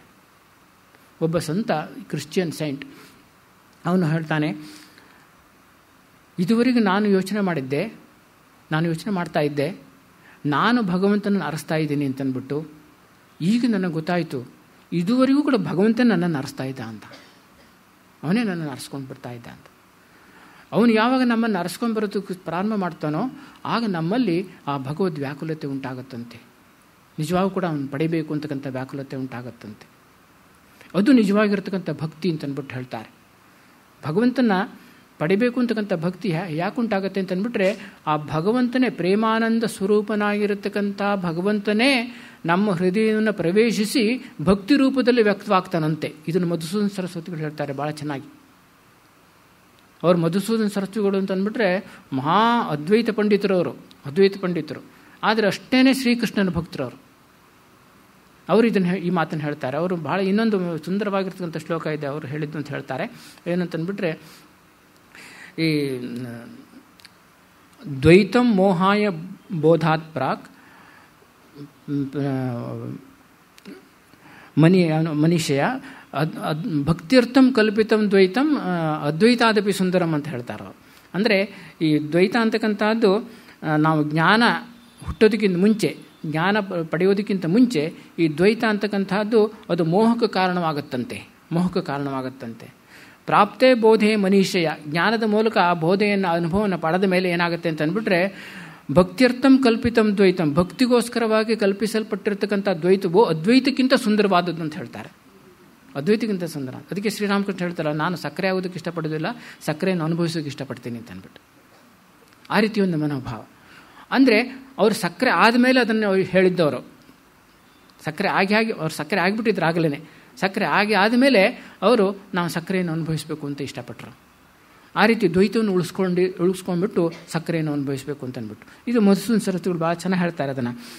ಹಾಗೆ ನಾವು ಏನು ಮಾಡಬೇಕಪ್ಪ ಅಂತಂದ್ಬಿಟ್ರೆ ಆ ವ್ಯಾಕುಲತೆ ಉಂಟಾಯಿತು ಅಂತಂದ್ಬಿಟ್ರೆ ಭಗವಂತನ ವ್ಯಾಕುಲತೆ ನಮ್ಮಲ್ಲಿ ಉಂಟಾಯಿತು ಅಂದರೆ ಭಗವಂತನೇ ನಮ್ಮನ್ನು ಕರಿತಾ ಇದ್ದಾನೆ, ಬಾ ಬಾ ಅಂತ ಕರಿತಾ ಇದ್ದಾನೆ ಅಂತ ಅರ್ಥ ಅಂತಂದ್ಬಿಟ್ಟು ಹೇಳ್ತಾರೆ. ಇಲ್ಲಿ ನಂಬಿ ಕರೆದರೆ ಏನು ವಚನ ಬಸವಣ್ಣವರ ವಚನ ಕೂಡ ಇದೆಯಲ್ಲ, ನಂಬರು ನೆಚ್ಚರು ಬರಿದೇ ಕರೆಬರು ನಂಬಿ ಕರೆದರೆ ಶಿವ ಓ ಎನ್ನದೇನೆ ಶಿವ ಅಂತಂದ್ಬಿಟ್ಟು ಹೇಳ್ತಾರೆ. ಅದೇ ರೀತಿ ಅದೇ ಅರ್ಥ ಬರ್ತಕ್ಕಂಥ ಹಾಡು ಇದು. ಬಿಲ್ವದಳ ಹೂವುಗಳ ತಂದು ಪಾದಕ್ಕೆ ಮುಡಿಸೋ ನಿನ್ನ ಭಕ್ತಿಯ ದಿವ್ಯ ಗಂಧದೊಡನೆ. ಅದಕ್ಕೆ ಬಿಲ್ವದಳ ಹೂವು ಇತ್ಯಾದಿಗಳನ್ನೆಲ್ಲ ತಂದುಬಿಟ್ಟು ಭಗವಂತನ ಪಾದಕ್ಕೆ ಮುಡಿಸ್ಬೇಕಂತೆ. ಅದಕ್ಕೆ ಯಾವುದನ್ನು ಗಂಧ ಯಾವುದು ಅಂತಂದ್ಬಿಟ್ರೆ ನಮ್ಮ ಭಕ್ತಿಯ ಗಂಧ. ಆ ಭಕ್ತಿಯ ಗಂಧವನ್ನು ಹಚ್ಚಿ ಅದಕ್ಕೆ ಭಗವಂತನಿಗೆ ಅರ್ಪಿಸಬೇಕಂತೆ ಅದನ್ನು. ಮತ್ತೆ ಪರಮಹಂಸರು ಹೇಳುತ್ತಿದ್ದಾರೆ, ವ್ಯಾಕುಲತೆ ಉಂಟಾಯಿತು ಎಂದರೆ ಅರುಣೋದಯವಾದ ಹಾಗೆ, ಬಳಿಕ ಸೂರ್ಯೋದಯ. ವ್ಯಾಕುಲತೆ ಆದ ನಂತರವೇ ಭಗವಂತನ ದರ್ಶನ. ವ್ಯಾಕುಲತೆ ಉಂಟಾಯಿತು, ಅರುಣೋದಯ ಉಂಟಾಯಿತು, ಪೂರ್ವದಲ್ಲಿ ಕೆಂಪು ಕಾಣಿಸ್ತು ಅಂತ ಅಂದ್ಬಿಟ್ರೆ ಆಗಿನ್ನೇನು ಸೂರ್ಯೋದಯಕ್ಕೆ ಇನ್ನೇನು ಹೆಚ್ಚು ಕಾಲ ಎಲ್ಲ ಬಂದುಬಿಡ್ತಾನೆ, ಸೂರ್ಯ ಉದಯ ಆಗ್ತಾನೆ ಅಂತ. ಹಾಗೆ ವ್ಯಾಕುಲತೆ ಉಂಟಾಯಿತು ನಮ್ಮ ಹೃದಯದಲ್ಲಿ ಅಂತಂದ್ಬಿಟ್ರೆ ಇನ್ನು ಭಗವಂತನ ದರ್ಶನ ಆದ ಹಾಗೆ ಹೆಚ್ಚು ಕಾಯಬೇಕಾಗಿಲ್ಲ ಅಂತಂದ್ಬಿಟ್ಟು ಶ್ರೀರಾಮಕೃಷ್ಣ ಹೇಳ್ತಾರೆ. ಶ್ರೀರಾಮಕೃಷ್ಣರಲ್ಲಿ ಈ ವ್ಯಾಕುಲತೆ ಅಂತಕ್ಕಂಥದ್ದು ಬಹಳ ಮುಖ್ಯವಾಗಿರತಕ್ಕಂಥ ಅಂಶ ಶ್ರೀರಾಮಕೃಷ್ಣರ ಜೀವನದಲ್ಲಿ. ವ್ಯಾಕುಲತಾ ಯೋಗ, ಇಷ್ಟೊಂದು ವ್ಯಾಕುಲತೆಯನ್ನು ನಾವು ಭಾಳ ಅಪರೂಪಕ್ಕೆ ಕಾಣ್ತಕ್ಕಂಥದ್ದು ಭಗವದ್ ವ್ಯಾಕುಲತೆಯನ್ನು. ಶ್ರೀರಾಮಕೃಷ್ಣರಲ್ಲಿ ಇದ್ದಂಥ ತೀವ್ರವಾಗಿರ್ತಕ್ಕಂಥ ವ್ಯಾಕುಲತೆ ಭಗವಂತನಿಗೋಸ್ಕರ ಇನ್ನೇನು ಬೇಡ. ಅವರು ನಿಮಗೆ ಓದಿದ್ದೀರಾ ಹೇಗೆ ಅವರು ಶ್ರೀರಾಮಕೃಷ್ಣರು ಆ ದಕ್ಷಿಣೇಶ್ವರದಲ್ಲಿದ್ದಾಗ ಕಾಳಿ ಪೂಜೆ ಮಾಡ್ತಾ ಇರುವಾಗ ಇಷ್ಟೊಂದು ವ್ಯಾಕುಲತೆಯಿಂದ ಅವರು ಕಾಳಿಯನ್ನು ಕರೀತಾ ಇದ್ದರು. ರಾಮಪ್ರಸಾದನಿಗೆ ದರ್ಶನ ಕೊಟ್ಟೆ, ಕಮಲಾಕಾಂತನಿಗೆ ಕೊಟ್ಟೆ, ನನಗ್ಯಾಕೆ ಕೊಡ್ತಾ ಇಲ್ಲ, ನಾನೇನು ತಪ್ಪು ಮಾಡಿದ್ದೀನಿ ಅಂತಂದ್ಬಿಟ್ಟು ಅವರು ಎಷ್ಟು ವ್ಯಾಕುಲತೆಯಿಂದ ಗಂಗಾ ತೀರದ ಸಂಜೆ ಆಯಿತು ಅಂತಂದ್ಬಿಟ್ಟು ಗಂಗಾ ತೀರದಲ್ಲಿ ಹೋಗ್ಬಿಟ್ಟು ಒಂದಿನ ಆಗಲೇ ಕಳೆದು ಹೋಯಿತು, ಇನ್ನೂ ನಿನ್ನ ದರ್ಶನ ಆಗಲಿಲ್ವಲ್ಲ. ಮುಖವನ್ನು ನೆಲಕ್ಕೆ ತೀಡ್ಬಿಟ್ಟು ರಕ್ತ ಬರ್ತಾ ಇತ್ತಂತೆ, ಆ ಥರ ತೀಡ್ಬಿಟ್ಟು ಅವರು ಅಳಿತಾ ಇದ್ರಂತೆ, ಅಮ್ಮ ಅಮ್ಮ ಅಮ್ಮ ತಾಯಿ ತಾಯಿ ಅಂತ. ಅವರಲ್ಲಿ ನೋಡಿದವ್ರು ಹೇಳ್ತಾ ಇದ್ರು, ಹುಟ್ಟಿದ ಜನ್ಮ ಇತ್ತ ತಾಯಿಗೋಸ್ಕರ ಈ ಹುಡುಗ ಅಳ್ತಾ ಇರ್ಬೋದು ಅಂತಂದ್ಬಿಟ್ಟು. ಅವ್ರಿಗೆ ಗೊತ್ತಾಗ್ತಾ ಇರಲಿಲ್ಲ. ಅವ್ರಿಗೆ ಹಗಲು ಯಾವಾಗ ಆಯಿತು ರಾತ್ರಿ ಯಾವಾಗ ಆಯಿತು ಅಂತ ನನಗೆ ಗೊತ್ತಾಗ್ತಾ ಇರಲಿಲ್ಲ, ಆ ಥರ ವ್ಯಾಕುಲತೆ ಇತ್ತು ಅಂತಂದ್ಬಿಟ್ಟು. ಒಂದು ಸಾರಿ ಮುಂದೆ ನರೇಂದ್ರನಾಥ ಇದ್ದಕ್ಕಿದ್ದ ಹಾಗೇ ಈ ಅಧ್ಯಯನ ಇದರಲ್ಲೆಲ್ಲ ತುಂಬ ಬೇರಾಗಿ ಬಂದುಬಿಡುತ್ತೆ. ಎಲ್ಲ ಅಧ್ಯಯನ ಮಾಡ್ತಾ ಇದ್ದಂತೆ ತನ್ನ ಅಜ್ಜಿ ಮನೆಯಲ್ಲಿ ಒತ್ತಾ ಕೂತ್ಕೊಂಡಿದ್ದ. ಸಿಕ್ಕಾಪಟ್ಟೆ ಬೇರಾಗಿ ಬಂದುಬಿಟ್ಟು ಆ ಪುಸ್ತಕವನ್ನೆಲ್ಲ ಬಿಸಾಕಿಬಿಟ್ಟು ದಕ್ಷಿಣೇಶ್ವರಕ್ಕೆ ಓಡಿ ಬಂದಂತೆ. ಹೀಗೆ ಓಡಿ ಬಂದ ಅಂತ ಅಂದ್ಬಿಟ್ಟು ಚಪ್ಪಲಿ ಎಲ್ಲ ಬಿದ್ದು ಹೋಗಿಬಿಟ್ಟಿದ್ದ, ಅವನಿಗೆ ಗೊತ್ತೇ ಇಲ್ಲ, ಓಡಿ ಬಂದುಬಿಟ್ಟಿದ್ದಾನೆ. ಅದನ್ನು ಅವನ ವ್ಯಾಕುಲತೆಯನ್ನು ನೋಡ್ಬಿಟ್ಟು ಭಕ್ತರು ಶ್ರೀರಾಮಕೃಷ್ಣ ಮುಂದೆ ಹೇಳ್ತಾ ಇದ್ರು, ನೋಡಿ ಎಂಥ ವ್ಯಾಕುಲತೆ ಒಂದು, ಎಲ್ಲ ಬಿಟ್ಟುಬಿಟ್ಟು ಓಡಿ ಬರ್ತಾ ಇದ್ದಾನಲ್ಲ, ಎಂಥ ವ್ಯಾಕುಲತೆ ಅವನಿಗೆ, ಭಗವದ್ ವ್ಯಾಕುಲತೆ ಅಂತ ಹೇಳಿದಾಗ ಶ್ರೀರಾಮಕೃಷ್ಣ ಹೇಳಿದ್ರಂತೆ, ಇಲ್ಲೂ ಒಂದು ಸತಿ ವ್ಯಾಕುಲತೆ ಉಂಟಾಯಿತು, ಅದರ ಮುಂದೆ ಇದೇನೂ ಅಲ್ಲ ಅಂತ ಹೇಳಿದ್ರಂತೆ. ಇದೇನೂ ಅಲ್ಲ, ಆ ಥರ ವ್ಯಾಕುಲತೆ. ಹಗಲು ಯಾವಾಗ ಆಯಿತು ರಾತ್ರಿ ಯಾವತ್ತು ಅಂತ ಗೊತ್ತಾಗ್ತಾ ಇರಲಿಲ್ಲ ಅವನಿಗೆ, ನಿದ್ದೆನೇ ಬಿಡ್ತಾ ಇರಲಿಲ್ಲ, 6 ತಿಂಗಳು ನಿದ್ದೆನೇ ಇಲ್ಲವಂತೆ ಅವರಿಗೆ, ಆ ಥರ ವ್ಯಾಕುಲತೆ. ಆ ರೀತಿ ವ್ಯಾಕುಲತೆ ಇರಬೇಕು. ಇದರಲ್ಲಿ ನಿನ್ನು ಲಾಟು ಮಹಾರಾಜ್ ಜೀವನದಲ್ಲಿ ಬರುತ್ತೆ ಈ ಥರ ವ್ಯಾಕುಲತೆ. ಲಾಟು ಗೊತ್ತಲ್ಲ, ಲಾಟು ಚಿಕ್ಕ ಹುಡುಗ ಆವಾಗ ಶ್ರೀರಾಮಕೃಷ್ಣರ ಹತ್ರ ದಕ್ಷಿಣೇಶ್ವರಲ್ಲಿ ಬಂದು ವಾಸವಾಗ್ತಾ ಇದ್ದ. ಶ್ರೀರಾಮಕೃಷ್ಣ ಒಂದು ಸತಿ ಕಾಮಾರ್ಪುರಕ್ಕೆ ಹೋಗ್ತಾರೆ, ಸುಮಾರು ಅನೇಕ ತಿಂಗಳುಗಟ್ಟಲೆ ಅಲ್ಲೇ ಇರ್ತಾರೆ. ಇವನು ಹುಡುಗ ದಕ್ಷಿಣೇಶ್ವರದಲ್ಲಿರ್ತಾನೆ. ಅವ್ರು ಹೊರಟೋದ ಮೇಲೆ ಇವನಿಗೆ ತಡೆಯೋಕ್ಕಾಗೋದಿಲ್ಲ, ಅವರ ಅಗಲಿಕೆಯನ್ನು ತಡೆಯೋಕ್ಕೆ ಆಗೋದಿಲ್ಲ. ಸಿಕ್ಕಾಪಟ್ಟೆ ಶ್ರೀರಾಮಕೃಷ್ಣ ಅವರು ಇಲ್ಲದೆ ಇರೋಕ್ಕಾಗೋದಿಲ್ಲ. ಎಲ್ಲಿ ನೀವು ಇಲ್ಲಿ ದಕ್ಷಿಣೇಶ್ವರದಲ್ಲೇ ಇರ್ತೀರಿ, ಯಾವಾಗಲೂ ಒಂದು ಇರ್ತೀರಿ ಅಂತ ಹೇಳಿದ್ರೆ, ಎಲ್ಲಿದ್ದೀರಿ, ನನಗೆ ದರ್ಶನ ಕೊಡಿ, ನೀವಿಲ್ಲದೆ ನನಗೆ ಇರೋಕ್ಕಾಗೋದೇ ಇಲ್ಲ ಅಂತ ಗೊಳೋ ಅಂತ ಅಳ್ತಾ ಇದ್ದಾನಂತೆ. ರಾಮ್ಲಾಲ್ ಬಂದ್ಬಿಟ್ಟು ಹೇಳ್ತಾನೆ, ಇಲ್ಲಪ್ಪ ದಕ್ಷಿಣೇಶ್ವರದಲ್ಲಿ ಇಲ್ಲ, ಅವ್ರು ಕಾಮಾರ್ಪುರಕ್ಕೆ ಹೋಗಿದ್ದಾರೆ, ನೀನು ಬಾ ಊಟ ಮಾಡೋ, ಪ್ರಸಾದ ತಗೋ ಅಂತ ಹೇಳಿದ್ರೆ ಕೇಳ್ತಾನೆ ಇಲ್ಲ. ಅವ್ರು ಹೇಳಿದ್ದಾರೆ ನನಗೆ, ನಾನು ಯಾವಾಗಲೂ ದಕ್ಷಿಣೇಶ್ವರದಲ್ಲಿ ಇರ್ತೀನಿ ಅಂತ ಹೇಳಿದ್ದಾರೆ, ನಾನು ಇಲ್ಲಿಂದ ಬಿಟ್ಟು ಹೋಗೋದಿಲ್ಲ ಅಂತ ಹೇಳಿದ್ದಾರೆ, ಆದ್ದರಿಂದ ನನಗೆ ಅವ್ರ ದರ್ಶನ ಬೇಕು, ಅವ್ರು ನೋಡಬೇಕು, ಅವ್ರು ನೋಡದೇ ಇದ್ದರೆ ನನಗೆ ಆಗೋದೇ ಇಲ್ಲ, ನಾನು ಬದುಕೋದೇ ಸಾಧ್ಯವಿಲ್ಲ ಅಂತಂದ್ಬಿಟ್ಟು ಹೇಳ್ತಾನಂತವನು. ಆಮೇಲೆ ಇನ್ನೇನು ಮಾಡಿದ್ರು, ಒತ್ತಾಯ ಮಾಡಿದ್ರು ಬಿಡಲಿಲ್ಲ. ಮನೆ ಹೋಗಂದ್ರು ಮನೆ ಹೋಗ್ತಾ ಇಲ್ಲ, ರಾಮಚಂದ್ರ ದತ್ತನ ಮನೇಲಿ ಇದ್ದಿದ್ದವರು, ಹೋಗಂದ್ರೆ ಹೋಗ್ತಾ ಇಲ್ಲ. ಆಮೇಲೆ ರಾಮ್ಲಾಲ್ ಹೊಟ್ಟೋದ್ರಂತೆ. ಆಮೇಲೆ ಪೂಜೆ ಎಲ್ಲ ಮಾಡ್ಕೊಂಬಿಟ್ಟು ಪ್ರಸಾದ ತೊಗೊಂಬಿಟ್ಟು ಒಂದು ಸ್ವಲ್ಪ ಪ್ರಸಾದ ತಿನ್ನಿಸೋಣ, ಕಷ್ಟಪಟ್ಟು ತಿನ್ನಿಸೋಣ ಅಂತ ಬಂದರೆ, ಆಗ ಅವನು ಲಾಟು ಹುಡುಗ ಕೈ ಮುಕ್ಕೊಂಡು ಕೂತ್ಕೊಂಡಿದ್ದಂತೆ, ಮಂಡಿ ಹುರ್ಕೊಂಬಿಟ್ಟು. ಆನಂದ ಬಾಷ್ಪ, ಆನಂದದಿಂದ ಇದ್ದಾನಂತೆ, ಕಣ್ಣೀರು ಸುರಿಸ್ತಾ ಇದ್ದಾನಂತೆ. ಇವರಿಗೆ ಆಶ್ಚರ್ಯ ಆಯಿತು, ಏನಿದು ಅಂತ. ಆಮೇಲೆ ಸ್ವಲ್ಪ ಹೊತ್ತು ಆದಮೇಲೆ ಹಾಗೆ ನಿಂತ್ಕೊಂಡ ಮೇಲೆ ಆ ರಾಮ್ಲಾಲ್ ಕಡೆ ಗಮನ ಬರುತ್ತೆ ಲಾಟುಗೆ. ಆಮೇಲೆ ಅವ್ನು ಹೇಳಿದ ರಾಮ್ಲಾಲ್ ಹೇಳೋಕ್ಕೆ ಶುರು ಮಾಡಿದ್ದು, ಶ್ರೀರಾಮಕೃಷ್ಣರು ಬಂದುಬಿಟ್ಟಿದ್ರು ಅಂತ, ನನಗೆ ದರ್ಶನ ಕೊಟ್ಟರು ಅಂತ. ಈಗ ತಾನೇ ಬಂದಿದ್ದರು, ಈಗ ತಾನೇ ಅವ್ರನ್ನ ಪಾದ ಮುಟ್ಟಿ ನಮಸ್ಕಾರ ಮಾಡಿದೆ, ಈಗ ಹೊಟ್ಟೋಗ್ಬಿಟ್ರು ಅಂತ.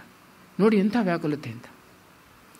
ಆ ರೀತಿ ವ್ಯಾಕುಲತೆ ಇದ್ದರೆ ಭಗವಂತನ ದರ್ಶನ ಆಗುತ್ತೆ ಅಂತ ಶ್ರೀರಾಮಕೃಷ್ಣ ಹೇಳ್ತಾರೆ. ಈ ರೀತಿ ವ್ಯಾಕುಲತೆ ಇರಬೇಕು. ಅಂದರೆ ಹೇಗಿರಬೇಕಪ್ಪ ಅಂತಂದ್ಬಿಟ್ರೆ, ನಾ ಭಗವಂತನ ಇಲ್ಲದೆ ಇದ್ದರೆ ಇರೋಕ್ಕೆ ಸಾಧ್ಯವಿಲ್ಲ, ನನಗೆ ಬದುಕೋಕ್ಕೆ ಸಾಧ್ಯವಿಲ್ಲ. ಅದು ಆ ಥರ ಆಗಿಬಿಡ್ತು ಶ್ರೀರಾಮಕೃಷ್ಣರಿಗೆ. ಅವನು ಇಲ್ಲದಿದ್ದರೆ, ಕಾಳಿ ದರ್ಶನ ಇಲ್ಲದೆ ನಾನು ಬದುಕೋಕ್ಕೆ ಸಾಧ್ಯನೇ ಇಲ್ಲ ಅಂತ. ಆ ರೀತಿ ಆಗಬೇಕು. ಅಷ್ಟರ ಮಟ್ಟಿಗೆ ಆ ಭಗವಂತ ಬೇಕು ನಮಗೆ ಅಂತ ಅನಿಸ್ಬೇಕು ಅಂತ. ನಮಗೇನಾಗುತ್ತೆ ಅಂತಂದ್ಬಿಟ್ರೆ, ಹಣ ಇಲ್ಲದೆ ಬದುಕೋಕ್ಕಾಗೋದಿಲ್ಲ ಅಂತ ಅನಿಸುತ್ತೆ. ಈಗಂತೂ ಮೊಬೈಲ್ ಇಲ್ಲದೆ ಬದುಕೋಕೆ ಆಗೋದಿಲ್ಲ. ಆ ರೀತಿ ಒಂದು ಪರಿಸ್ಥಿತಿ ಬಂದಿದೆ. ಆ ರೀತಿ ನಮಗೇನಾಗಬೇಕಪ್ಪ ಅಂತಂದರೆ, ಆ ಭಗವಂತ ಇಲ್ಲದಿದ್ದರೆ ಬದುಕೋಕೆ ಆಗೋದಿಲ್ಲ ಅಂತ ಅನಿಸ್ಬೇಕು. ಅದು ನಿಜವಾದ ವ್ಯಾಕುಲತೆ ಅಂತ ಹೇಳ್ತಾರೆ. ಆದರೆ ಎಲ್ಲರಿಗೂ ಕೂಡ ಈ ಥರ ಬರೋದಿಲ್ಲ, ಎಲ್ಲರೂ ಕೂಡ ಈ ಥರ ವ್ಯಾಕುಲತೆ ಉಂಟಾಗೋಕ್ಕೆ ಸಾಧ್ಯವಿಲ್ಲ.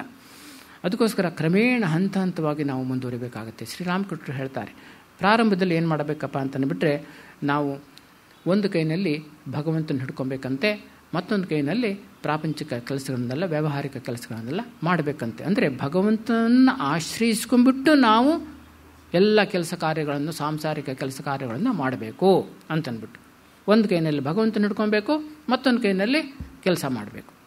ಈ ರೀತಿ ಮಾಡ್ತಾ ಮಾಡ್ತಾ ಮಾಡ್ತಾ ಏನಾಗುತ್ತೆ ಅಂದರೆ, ಒಂದು ಹಂತ ಬರುತ್ತಂತೆ. ಅವಾಗ ಏನಾಗುತ್ತೆ ಅಂತಂದ್ಬಿಟ್ರೆ, ಎರಡೂ ಕೈನಲ್ಲೂ ಭಗವಂತನ ಹಿಡ್ಕೊಳ್ತಕ್ಕಂಥ ಸನ್ನಿವೇಶ ಬರುತ್ತೆ, ಮನಸ್ಥಿತಿ ಬರುತ್ತೆ. ಆಮೇಲೆ ಏನಾಗುತ್ತೆ ಸಂಸಾರ ಅಂತಂದ್ಬಿಟ್ರೆ, ಅವ್ರಿಗೆ ಶ್ರೀರಾಮಕೃಷ್ಣ ಹೇಳ್ತಾರೆ, ಸಂಸಾರ ಅಂತಂದ್ಬಿಟ್ರೆ ಒಂದು ದೊಡ್ಡ ಆಳವಾಗಿರ್ತಕ್ಕಂಥ ಬಾವಿ ಅಥವಾ ಪ್ರಪಾತ ಅಂತ ಅನ್ಸ್ಬಿಟ್ಟು, ಎಲ್ಲಿ ಬಿದ್ದೋಗ್ಬಿಡ್ತೀನೋ ನಾನು ಅಂತಂದ್ಬಿಟ್ಟು, ಅಷ್ಟೊಂದು ಭಯಂಕರ ಅಂತ ಅನಿಸ್ಬಿಡ್ತಂತೆ ಸಂಸಾರ ಅವಾಗ. ಆಮೇಲೆ ಸಂಬಂಧಿಕರು, ಮಕ್ಕಳು ಮರಿ ಎಲ್ಲ ಏನೋ ಘಟಸರ್ಪಗಳ ಥರ ಕಾಣಿಸೋಕೆ ಶುರು ಆಗ್ತಂತೆ, ಇದರಿಂದ ದೂರ ಆಗಿಬಿಡ್ಬೇಕು ಅಂತಂದ್ಬಿಟ್ಟು ಆ ಥರ ಅನ್ಸೋಕೆ ಶುರು ಆಗ್ಬಿಡುತ್ತಂತೆ ಆ ಸ್ಥಿತಿನಲ್ಲಿ. ಆಮೇಲೆ ಏನಾಗುತ್ತೆ, ಇನ್ನೂ ಒಂದು ಹಂತ ಬಂದಾಗ ಎಲ್ಲವನ್ನು ಕೂಡ ಒಪ್ಕೊಂಡ್ಬಿಡ್ತೀವಿ ನಾವು, ಸಂಸಾರವನ್ನು ಒಪ್ಕೊಳ್ತೀವಿ. ಎಲ್ಲರೂ ಕೂಡ ಭಗವದ್ ಆವಿರ್ಭಾವ, ಭಗವಂತನ ವಿವಿಧ ರೂಪಗಳು, ಆ ರೀತಿ ಒಂದು ಸ್ಥಿತಿ ಬಂದುಬಿಡುತ್ತೆ. ಆವಾಗ ಎಲ್ಲರನ್ನೂ ಕೂಡ ಒಪ್ಕೋತೀವಿ, ಎಲ್ಲರನ್ನೂ ಕೂಡ ಸ್ವೀಕರಿಸ್ತೀವಿ, ಎಲ್ಲರನ್ನು ಇಡೀ ಪ್ರಪಂಚವನ್ನೇ ಸ್ವೀಕರಿಸ್ತೀವಿ. ಆವಾಗ ಆ ರೀತಿ ಒಂದು ಪರಿಸ್ಥಿತಿ ಬರುತ್ತೆ, ಆ ರೀತಿ ಮನಸ್ಥಿತಿ. ಆದರೆ ಅದಕ್ಕೆ ಆ ಸ್ಥಿತಿ ಬರಬೇಕು ಅಂತ ನೋಡ್ರೆ ಮೊದಲು ಬಿಡಬೇಕಾಗುತ್ತೆ ಎಲ್ಲವನ್ನು ಕೂಡ. ಆ ರೀತಿ ನಾವು ಹಂತ ಹಂತವಾಗಿ ಆಧ್ಯಾತ್ಮಿಕ ಜೀವನದಲ್ಲಿ ಮುಂದುವರಿಬೇಕು ಅಂತ ಹೇಳಿದೆ. ಭಾಗವತಲ್ಲೂ ಕೂಡ ಇದೇ ವಿಚಾರ ಬರುತ್ತೆ ಅಂತ ಎಲ್ಲೋ ಪುಸ್ತಕದಲ್ಲಿ ಓದಿದ್ದು ನಾನು. 3 ಪ್ರಾರಂಭಿಕ ಹಂತ, ಮಧ್ಯಮ ಹಂತ ಮತ್ತು ಉತ್ತಮ ಹಂತ ಅಂತ ಹೇಳ್ತಾರೆ. ಪ್ರಾರಂಭಿಕ ಹಂತದಲ್ಲಿ ಪ್ರಾರಂಭಿಕ ಭಕ್ತ ಏನು ಮಾಡ್ತಾನೆ ಅಂತಂದ್ಬಿಟ್ರೆ, ಅವನು ವಿಗ್ರಹಾರಾಧನೆ ಮಾಡ್ತಾನಂತೆ, ತುಂಬ ಆಸಕ್ತಿಯಿಂದ ಪೂಜೆ ಗೀಜೆ ಪುನಸ್ಕಾರ ಎಲ್ಲ ಮಾಡ್ತಾ ಇರ್ತಾನೆ. ಅವನು ಸಂಪೂರ್ಣವಾಗಿ ಆ ವಿಗ್ರಹಾರಾಧನೆಯಲ್ಲೇ ಅವನು ತೊಡಗಿಬಿಟ್ಟಿರ್ತಾನೆ. ಅವನು ಬೇರೆ ವಿಚಾರಕ್ಕೆ ಹೋಗೋದೇ ಇಲ್ಲ, ಯಾವುದೂ ಇಲ್ಲ. ಅಂದರೆ ಏಕನಿಷ್ಠೆ ಅಂತ ಹೇಳ್ತಾರಲ್ಲ, ಆ ಏಕನಿಷ್ಠೆಯಿಂದ ಅವನು ಮಾಡ್ತಾನೆ. ಪ್ರಪಂಚದ ಗಮನನೇ ಕೊಡೋದಿಲ್ಲ ಅಂತಾನೆ, ಪ್ರಪಂಚ ಎಲ್ಲ ಅವನಿಗೆ ದೂರ ಆಗಿಬಿಡುತ್ತೆ. ಆಮೇಲೆ ಅವನು ಪೂಜೆ ಮಾಡ್ತಾ ಮಾಡ್ತಾ ಮನಸ್ಥಿತಿ ಬದಲಾಗ್ತಾ ಹೋಗುತ್ತೆ, ಉತ್ತಮನಾಗ್ತಾ ಹೋಗ್ತಾನೆ. ಆಗೇನಾಗುತ್ತೆ ಅಂತಂದ್ಬಿಟ್ರೆ ಅವನೇನು ಮಾಡ್ತಾನೆ, ಆ ಪ್ರಪಂಚವನ್ನು ಸ್ವೀಕರಿಸ್ತಾನಂತೆ, ಪ್ರಪಂಚದ ಕಡೆ ಗಮನ ಕೊಡ್ತಾನಂತೆ, ಇತರರ ಬಗ್ಗೆ ಕಳಕಳಿ ವ್ಯಕ್ತಪಡಿಸ್ತಾನಂತೆ, ಅವರ ಸೇವೆ ಮಾಡ್ತಾನಂತೆ, ಅವರ ಕಷ್ಟ ಸುಖಗಳಲ್ಲಿ ಭಾಗವಹಿಸ್ತಾನಂತೆ, ಅವರಿಗೆ ಸಹಾಯ ಮಾಡ್ತಾನೆ, ಎಲ್ಲ ಸಹಾಯ ಮಾಡ್ತಾನೆ, ಎಲ್ಲವೂ ಮಾಡ್ತಾನೆ. ಅವನ ಸಾಮಾಜಿಕ ಪ್ರಜ್ಞೆ ಜಾಗೃತವಾಗುತ್ತಲ್ಲಿ ಅವಾಗ. ಆಮೇಲೆ ಮುಂದಿನ ಹಂತ ಏನಾಗುತ್ತೆ ಅಂತಂದ್ಬಿಟ್ರೆ, ಆಗ ಅವನು ಎಲ್ಲವೂ ಭಗವನ್ಮಯ ಆಗ್ಬಿಡುತ್ತಂತ. ಅವನಿಗೆ ಎಲ್ಲವೂ ಭಗವನ್ಮಯ, ಎಲ್ಲರೂ ಭಗವಂತನ ಸ್ವರೂಪಗಳು, ಎಲ್ಲವೂ ಭಗವಂತನ ಸ್ವರೂಪ. ಆ ರೀತಿ ಒಂದು ಪರಿಸ್ಥಿತಿ ಬಂದುಬಿಡುತ್ತೆ.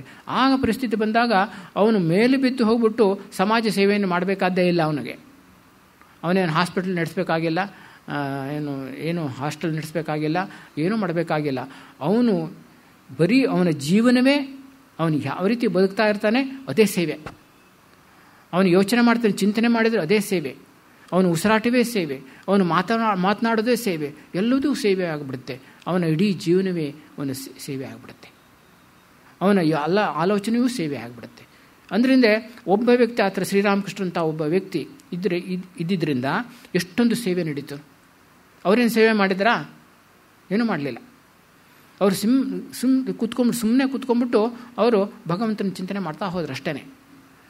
ಆ ರೀತಿ ಭಗವಂತನ ಚಿಂತನೆ ಮಾಡಿದ ತಸ್ಮಿನ್ ತುಷ್ಟೇ ಜಗತ್ತುಷ್ಟಮ್ ಅಂತ ಹೇಳ್ತಾರಲ್ಲ, ಆ ಥರ ಅವರು ಅವನನ್ನು ಮಾತ್ರ ಸಂತೋಷಪಡಿಸೋದಕ್ಕೆ ಇಷ್ಟಪಟ್ಟರು. ಯಾವಾಗಲೂ ಕೂಡ ಭಗವಂತನ ಚಿಂತನೆಯಲ್ಲೇ, ಭಗವಂತನ ಬಿಟ್ಟು ಇನ್ನೇನೂ ಇಲ್ಲ, ಆ ಥರ ಅವ್ರ ಜೀವನ ನಡೆಸಿದರು. ಆದ್ದರಿಂದ ಎಂಥ ಒಂದು ಅದರಿಂದ ಮಹತ್ತರವಾಗಿರ್ತಕ್ಕಂಥ ಜಗತ್ತಿನ ಉಪಕಾರ ಆಯಿತು, ಸೇವೆ ಆಯಿತು, ಎಲ್ಲವೂ ಆಯಿತು. ಆ ರೀತಿ ನಮ್ಮ ಜೀವನವನ್ನು ಪರಿವರ್ತಿಸ್ಕೊಳ್ಬೇಕು ಅಂತಂದ್ಬಿಟ್ಟು ಶ್ರೀರಾಮಕೃಷ್ಣರ ಅಭಿಪ್ರಾಯ. ಆ ರೀತಿ ವ್ಯಾಕುಲತೆಯನ್ನು ದಿನದಿನಕ್ಕೂ ಹೆಚ್ಚಿಸ್ತಾ ಹೋಗಬೇಕು. ಈ ಮೂರು ಪ್ರೀತಿಗಳು, ಇದು ಇಲ್ಲಿ ತುಂಬ ಚೆನ್ನಾಗಿ ಹೇಳ್ತಾರೆ, ಈ ಮೂರು ಪ್ರೀತಿಗಳು ಒಟ್ಟಿಗೆ ಉಂಟಾಗುವುದಾದರೆ ಭಗವಂತ ಗೋಚರವಾಗಿ ಬಿಡುತ್ತಾನೆ. ಮೂರು ಪ್ರೀತಿಗಳು ಸೇರಬೇಕಂತ ಎಂಥ ತೀವ್ರವಾಗಿರಬೇಕು ಯೋಚನೆ ಮಾಡಿ ನೋಡಿ. ಯಾವ್ಯಾವುದು ಪ್ರೀತಿ? ವಿಷಯಗಳ ಮೇಲಿರುವ ಪ್ರೀತಿ, ಅಂದರೆ ಪ್ರಾಪಂಚಿಕ ವಿಷಯಗಳು ತುಂಬ ವಿಷಯಾಸಕ್ತನಾಗಿರ್ತಾನೆ ಒಬ್ಬ ವ್ಯಕ್ತಿ. ಅವನಿಗೆ ಪ್ರಾಪಂಚಿಕ ವಿಷಯಗಳಲ್ಲಿ ಹಣ ಇತ್ಯಾದಿಗಳ ವಿಷಯದಲ್ಲಿ ಎಷ್ಟೊಂದು ಆಸಕ್ತಿ ಇರುತ್ತೆ, ಎಷ್ಟೊಂದು ತೀವ್ರವಾದ ಆಸಕ್ತಿ ಇರುತ್ತೆ. ಆ ಪ್ರೀತಿ, ಆ ಆಸಕ್ತಿ, ಆ ಪ್ರೀತಿ ಇರಬೇಕು.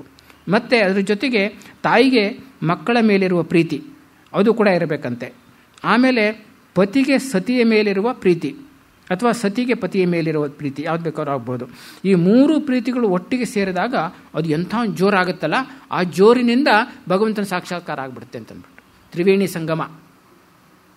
ಈ ಮೂರು ಪ್ರೀತಿಗಳು ಸೇರಿದಾಗ ಅಂದರೆ ಇಲ್ಲಿ ಶ್ರೀರಾಮಕೃಷ್ಣ ಏನು ಹೇಳ್ತಾ ಇದ್ದಾರೆ ಅಂತಂದರೆ, ಬಹುಶಃ ಆ ವಿಷಯದಲ್ಲಿ ಆಸಕ್ತಿ ಇರುತ್ತೆ. ಅಂದರೆ ಅವನು ಎಲ್ಲವನ್ನೂ ಕೂಡ ವಿಷಯಗಳನ್ನು, ಹಣ, ಸಂಪತ್ತು ಇತ್ಯಾದಿ, ಅಧಿಕಾರ ಇತ್ಯಾದಿಗಳೆಲ್ಲವೂ ಕೂಡ ನಾವು ಪೊಸೆಸಿವ್ ಅಂತ ಹೇಳಿದ್ನಲ್ಲ, ಪೊಸೆಸ್ ಮಾಡಬೇಕು ಅಂತ.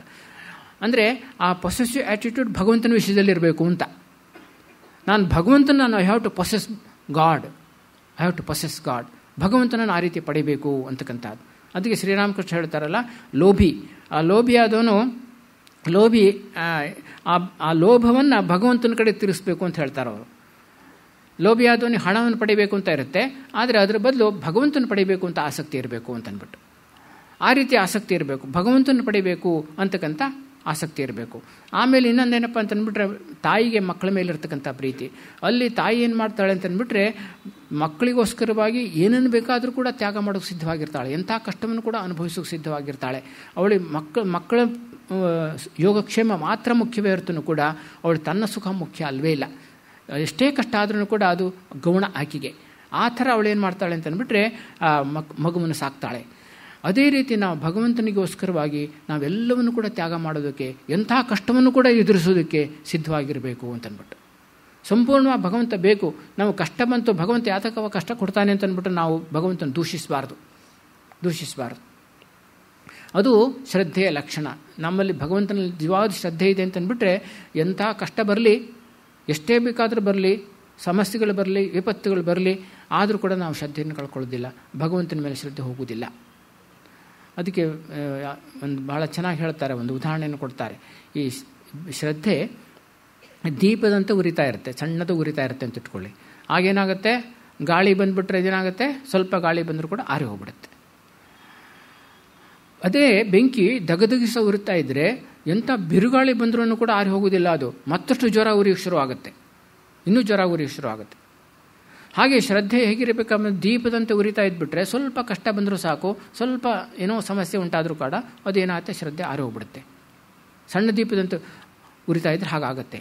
ಅದೇ ಶ್ರದ್ಧೆ ಜ್ವಲಂತವಾಗಿ ಉರಿತಾ ಇದ್ದರೆ ಎಂಥ ಕಷ್ಟಗಳ ಪರಂಪರೆ ಬರಲಿ, ಬಿರುಗಾಳಿ ಬೀಸಿದರೂ ಕೂಡ ಅದು ಆರೋದೇ ಇಲ್ಲ, ಅದರ ಬದಲು ಇನ್ನಷ್ಟು ಜಾಸ್ತಿ ಆಗ್ತಾ ಹೋಗುತ್ತಂತೆ. ಆ ರೀತಿ ಆಗಬೇಕು ಅಂತ ಇದು ಶ್ರೀರಾಮಕೃಷ್ಣರ ಅಭಿಪ್ರಾಯ. ಅದಕ್ಕೋಸ್ಕರವಾಗಿ ತಾಯಿ ಹೇಗೆ ಆ ಮಕ್ಕಳನ್ನು ಪ್ರೀತಿಸ್ತಾಳೋ ಅದೇ ರೀತಿ ನಾವು ಭಗವಂತನ ಪ್ರೀತಿಸಬೇಕು ಅಂತಂದ್ಬಿಟ್ಟು, ಇಂಥ ಕಷ್ಟಕ್ಕೂ ಕೂಡ ನಾವು ಸಿದ್ಧರಾಗಿರಬೇಕು ಅಂತಂದ್ಬಿಟ್ಟು. ಆ ಮಹಾಭಾರತದ ಕಥೆಯನ್ನು ಬರತಕ್ಕಂಥ ಒಂದು ಕಥೆಯನ್ನು ಸ್ವಾಮಿ ವಿವೇಕಾನಂದರು ಚಿಕಾಗೋ ಉಪನ್ಯಾಸದಲ್ಲಿ ಪ್ರಸ್ತಾಪಿಸ್ತಾರೆ. ಏನು ಅಂತಂದರೆ, ಪಾಂಡವರೆಲ್ಲ ಕಾಡಿನಲ್ಲಿ ಕಷ್ಟಪಡ್ತಾ ಇರ್ತಾರೆ. ಒಂದು ಸತಿ ದ್ರೌಪದಿ ಧರ್ಮರಾಯನ ಕುರಿತು ಹೇಳಿದಂತೆ, ನೋಡಿ ನೀವು ಭಗವಂತನ ಇಷ್ಟೊಂದು ಪ್ರೀತಿಸ್ತೀರ, ಇಷ್ಟೊಂದು ಭಕ್ತಿ ನಿಮಗೆ, ಇಷ್ಟೊಂದು ಶ್ರದ್ಧೆ, ಆದ್ರೂ ಕೂಡ ನೀವು ಕಂಟಿನ್ಯೂಸ್ ನಿರಂತರವಾಗಿ ನೀವು ಕಷ್ಟವನ್ನೇ ಅನುಭವಿಸ್ತಾ ಇದ್ದೀರಾ. ಕಷ್ಟ ಪರಂಪರೆ ನಿಮಗೆ ತಪ್ಪಿದ್ದೇ ಅಲ್ಲ. ಇಷ್ಟೆಲ್ಲ ನೀವು ಭಕ್ತಿ ಮಾಡಿದರೂ ಕೂಡ, ಇಷ್ಟೆಲ್ಲ ಪ್ರೀತಿ ಮಾಡಿದರೂ ಕೂಡ ಅವನು ಕೊಡ್ತಾ ಇರತಕ್ಕಂಥದ್ದೇನು ನಿಮಗೆ? ಬರೀ ಕಷ್ಟ ಕಷ್ಟ ಕಷ್ಟ. ಯಾತಕ್ಕೋಸ್ಕರ ಭಗವಂತನ ಪ್ರೀತಿಸಬೇಕು? ಹಾಗಾದರೆ ಅದಕ್ಕೆ ಆ ಧರ್ಮರಾಯ ಹೇಳಿದಂತೆ, ನೋಡಮ್ಮ, ನೋಡಲ್ಲಿ ಹಿಮಾಲಯ ಇದೆಯಲ್ಲ, ಹಿಮಾಲಯ ಎಷ್ಟು ಭವ್ಯವಾಗಿದೆ, ಎಷ್ಟು ಸುಂದರವಾಗಿದೆ. ಆ ಹಿಮಾಲಯ ನನಗೇನು ಕೊಡುತ್ತೆ? ಅದರಿಂದ ಏನಾದ್ರು ಸಿಕ್ಕುತ್ತಾ ನನಗೆ? ಏನೂ ಸಿಕ್ಕೋದಿಲ್ಲ. ಆದರೂ ಕೂಡ ನಾನು ಹಿಮಾಲಯವನ್ನು ಪ್ರೀತಿಸ್ತೀನಿ, ಅದನ್ನು ಗೌರವಿಸ್ತೀನಿ. ಅದರ ಒಂದು ಸೌಂದರ್ಯಕ್ಕೋಸ್ಕರವಾಗಿ, ಅದರ ಒಂದು ಮಹತ್ವಕ್ಕೋಸ್ಕರವಾಗಿ ನಾನು ಆ ಹಿಮಾಲಯವನ್ನು ಪ್ರೀತಿಸ್ತೀನಿ. ಅಂಥ ಮಹತ್ವವಾದದ್ದು. So grand it is. ಅದಕ್ಕೋಸ್ಕರ ನಾನು ಅದನ್ನು ಪ್ರೀತಿಸ್ತಕ್ಕಂಥದ್ದು. ನಾವು ಒಂದು ಹೂವನ್ನು ಪ್ರೀತಿಸ್ತೀವಿ, ಅಷ್ಟೊಂದು ಪ್ರೀತಿಸ್ತೀವಿ, ಎಷ್ಟು ಸುಂದರವಾಗಿರುತ್ತೆ, ಅದನ್ನು ಪ್ರೀತಿಸ್ತೀವಿ. ಆದರೆ ಹೂವಿನಿಂದ ನಮಗೇನು ಸಿಕ್ಕುತ್ತೆ? ಏನೂ ಸಿಗೋದಿಲ್ಲ. ಹಾಗೆ ನಾನು ಭಗವಂತನ ಪ್ರೀತಿಸ್ತಕ್ಕಂಥದ್ದು ಅಂತಂದ್ಬಿಟ್ಟು ಹೇಳಿದಂತೆ ಧರ್ಮರಾಯ. ಭಗವಂತ ಈ ಪ್ರಪಂಚದಲ್ಲಿ ಭಗವಂತನೊಬ್ಬನೇ ಪ್ರೀತಿಸಲ್ಪಡುವ ಯೋಗ್ಯನಾಗಿರ್ತಕ್ಕಂಥ ವಸ್ತು. ಭಗವಂತನ ಪ್ರೀತಿಸಲ್ಪಡ್ತಕ್ಕಂಥ ಯೋಗ್ಯನಾಗಿರ್ತಕ್ಕಂಥ ವಸ್ತು ಭಗವಂತನೇ ಈ ಪ್ರಪಂಚದಲ್ಲಿ, ಮತ್ಯಾವುದೂ ಅಲ್ಲ. ಅತ್ಯಂತ ಶ್ರೇಷ್ಠವಾಗಿರ್ತಕ್ಕಂಥ ವಸ್ತು ಭಗವಂತ. ಅದಕ್ಕೋಸ್ಕರವಾಗಿ ನಾನು ಭಗವಂತನ ಪ್ರೀತಿಸ್ತೇನೆ ಹೊರತು ಕೂಡ ಅವನು ಕಷ್ಟ ಕೊಡ್ತಾನೆ ಅಂತಾಗಲಿ, ಅವನು ಸುಖ ಕೊಡ್ತಾನೆ ಅಂತಾಗಲಿ ಅದು ಯಾವುದು ಮುಖ್ಯ ಅಲ್ಲ ನನಗೆ ಅಂತ. ಒಂದು ಸೂಫಿ ಕಥೆ ಇದೆ. ಒಬ್ಬ ಸೂಫಿ ಸಂತ ಇರ್ತಾನಂತೆ. ಆ ಸಂತನಿಗೆ ಒಂದು ದರ್ಶನ ಆಗುತ್ತೆ ಒಂದು ಸಾರಿ. ಎಂಥ ದರ್ಶನ? ಭಾಳ ಸ್ವಾರಸ್ಯಕರವಾಗಿರ್ತಕ್ಕಂಥ ದರ್ಶನ. ಏನು ಅಂತಂದರೆ, ಭಗವಂತ ಇಡೀ ಪ್ರಪಂಚವನ್ನು ಸೃಷ್ಟಿ ಮಾಡಿದ್ನಲ್ಲ,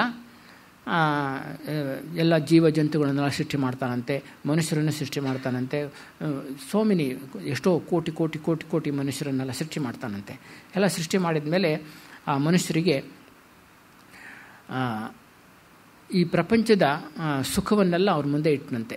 ಅಲ್ಲ, ಮೊದಲು ಸ್ವರ್ಗದ ಸುಖವನ್ನು ಅವ್ರ ಮುಂದೆ ತೋರಿಸಿದಂತೆ. ಸ್ವರ್ಗದ ಸುಖ ಎಂಥದ್ದು ಅಂತಂದ್ಬಿಟ್ಟು ಸ್ವರ್ಗದ ಸುಖವನ್ನು ಅವ್ರ ಮುಂದೆ ತೋರಿಸಿದಂತೆ.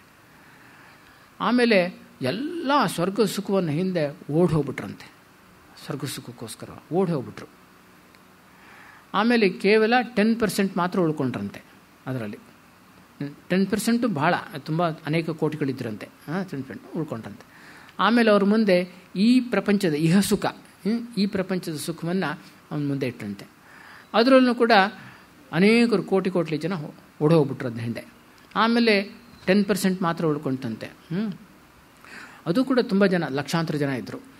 ಆಮೇಲೆ ಅವ್ರ ಮುಂದೆ ಏನು ಮಾಡಿದ್ನಂತೆ ಅಂತಂದ್ಬಿಟ್ರೆ, ನರಕದ ಯಾತನೆಯನ್ನು ಅವ್ರ ಮುಂದೆ ತೋರಿಸಿದ್ನಂತೆ. ನರಕದಲ್ಲಿ ಎಂಥ ಯಾತನೆ ಇರುತ್ತೆ, ಹೆಲ್ ಫೈರ್ ಅವ್ರು ತೋರಿಸಿದ್ರಂತೆ. ಆಮೇಲೆ ಅದಕ್ಕೆ ಹೆದರ್ಕೊಂಬಿಟ್ಟು ಅನೇಕರು ಓಡಿ ಹೋಗ್ಬಿಟ್ರಂತೆ. ಈಗ ಮಾತ್ರ 10% ಉಳಿತು. 10% ಅಂದರೆ ಕೇವಲ ಎಲ್ಲೋ ಕೆಲವರೇ ಮಾತ್ರ ಉಳಿದಿದ್ದಂತೆ. ಎಲ್ಲ ಉಳಿದಿದ್ದರಂತೆ. ಅವರು ಎಲ್ಲಿಗೂ ಹೋಗಲಿಲ್ಲ, ಸುಮ್ಮನೆ ನಿಂತ್ಕೊಂಡಿದ್ದರಂತೆ. ಆಗ ಭಗವಂತ ಕೇಳಿದಂತೆ, ನಿಮಗೇನು ಬೇಕು ಅಂತ. ಅವರು ಏನು ಹೇಳಲಿಲ್ಲ, ಸುಮ್ಮನೆ ತಲೆ ತಗ್ಗಿಸಿದ್ರಂತೆ. Just they bowed their head, indicating that I want you only. ನೀನೇ ಬೇಕು ನನಗೆ, ಇನ್ನೇನು ಬೇಡ ಅಂತ. ಆ ರೀತಿ ಕಷ್ಟಕ್ಕೂ ಹೆದರದೆ, ಸುಖದ ಹಿಂದೆಯೂ ಓಡದೆ ಯಾರು ಇರ್ತಾರೋ ಅವರು ಭಗವಂತನ ಮಾತ್ರ ಇಷ್ಟಪಡ್ತಾರೆ ಅಂತ. ಆ ರೀತಿ ಭಗವಂತನ ಇಷ್ಟಪಡಬೇಕು ಅಂತ ಶ್ರೀರಾಮಕೃಷ್ಣ ಹೇಳ್ತಾರೆ. ಯಾವುದೇ ಕಷ್ಟಕ್ಕೂ ಅಂಜಬಾರದು ಅಂತ. ಆಮೇಲೆ ಸತಿಗೆ ಪತಿಯ ಮೇಲಿರ್ತಕ್ಕಂಥ ಪ್ರೀತಿ ಅಂತಂದರೆ ಆ ಸತಿ ಏಕಾಂತಿಕ ಪ್ರೀತಿ. ಅದು ಏಕಾಂತಿಕ ಪ್ರತಿಯೊಂದೇ ಮತ್ತೆ ದೇವರು, ಮತ್ತು ಯಾರೂ ಅಲ್ಲ. ಆ ಥರ ಮತ್ತು ಯಾರೂ ಬೇಡ, ಏನೂ ಬೇಡ ಅಂತಂದ್ಬಿಟ್ಟು ಅದು ಅನೇಕಾಂತಿಕ ಅಲ್ಲ, ಏಕಾಂತಿಕ ಪ್ರೀತಿ ಅಂತ ಹೇಳಿ. ಅನೇಕಾಂತಿಕ ಪ್ರೀತಿ ಅಂತ ಅಂದ್ಬಿಟ್ರೆ ಅದು ಬೇಕು ಇದು ಬೇಕು ಇದು ಬೇಕು ಅಂತ. ಇಲ್ಲಿ ಹಾಗಲ್ಲ, ಒಂದೇ ಕಡೆಗೆ ಮನಸ್ಸು ಹೋಗ್ತಾ ಇರ್ತಕ್ಕಂಥದ್ದು, ಭಗವಂತನ ಕಡೆಗೆ ಮಾತ್ರ ಹೋಗ್ತಕ್ಕಂಥದ್ದು. ಆ ಥರ ಒಂದು ಭಕ್ತಿ ಇರಬೇಕು ಅಂತಂದ್ಬಿಟ್ಟು ಇದು ಈ 3 ಪ್ರೀತಿಗಳು ಸೇರಿದಾಗ, ಒಟ್ಟು ಸೇರಿದಾಗ ಎಂಥ ಒಂದು ಫೋರ್ಸ್ ಆಗುತ್ತಲ್ಲ, ಜೋರಾಗುತ್ತಲ್ಲ, ಆ ಪ್ರೀತಿಯಿಂದ ಭಗವಂತನ ಪಡೆಯೋದು ಸಾಧ್ಯ ಅಂತಂದ್ಬಿಟ್ಟು ಶ್ರೀರಾಮಕೃಷ್ಣ ಭಾಳ ಚೆನ್ನಾಗಿ ಹೇಳ್ತಾರೆ.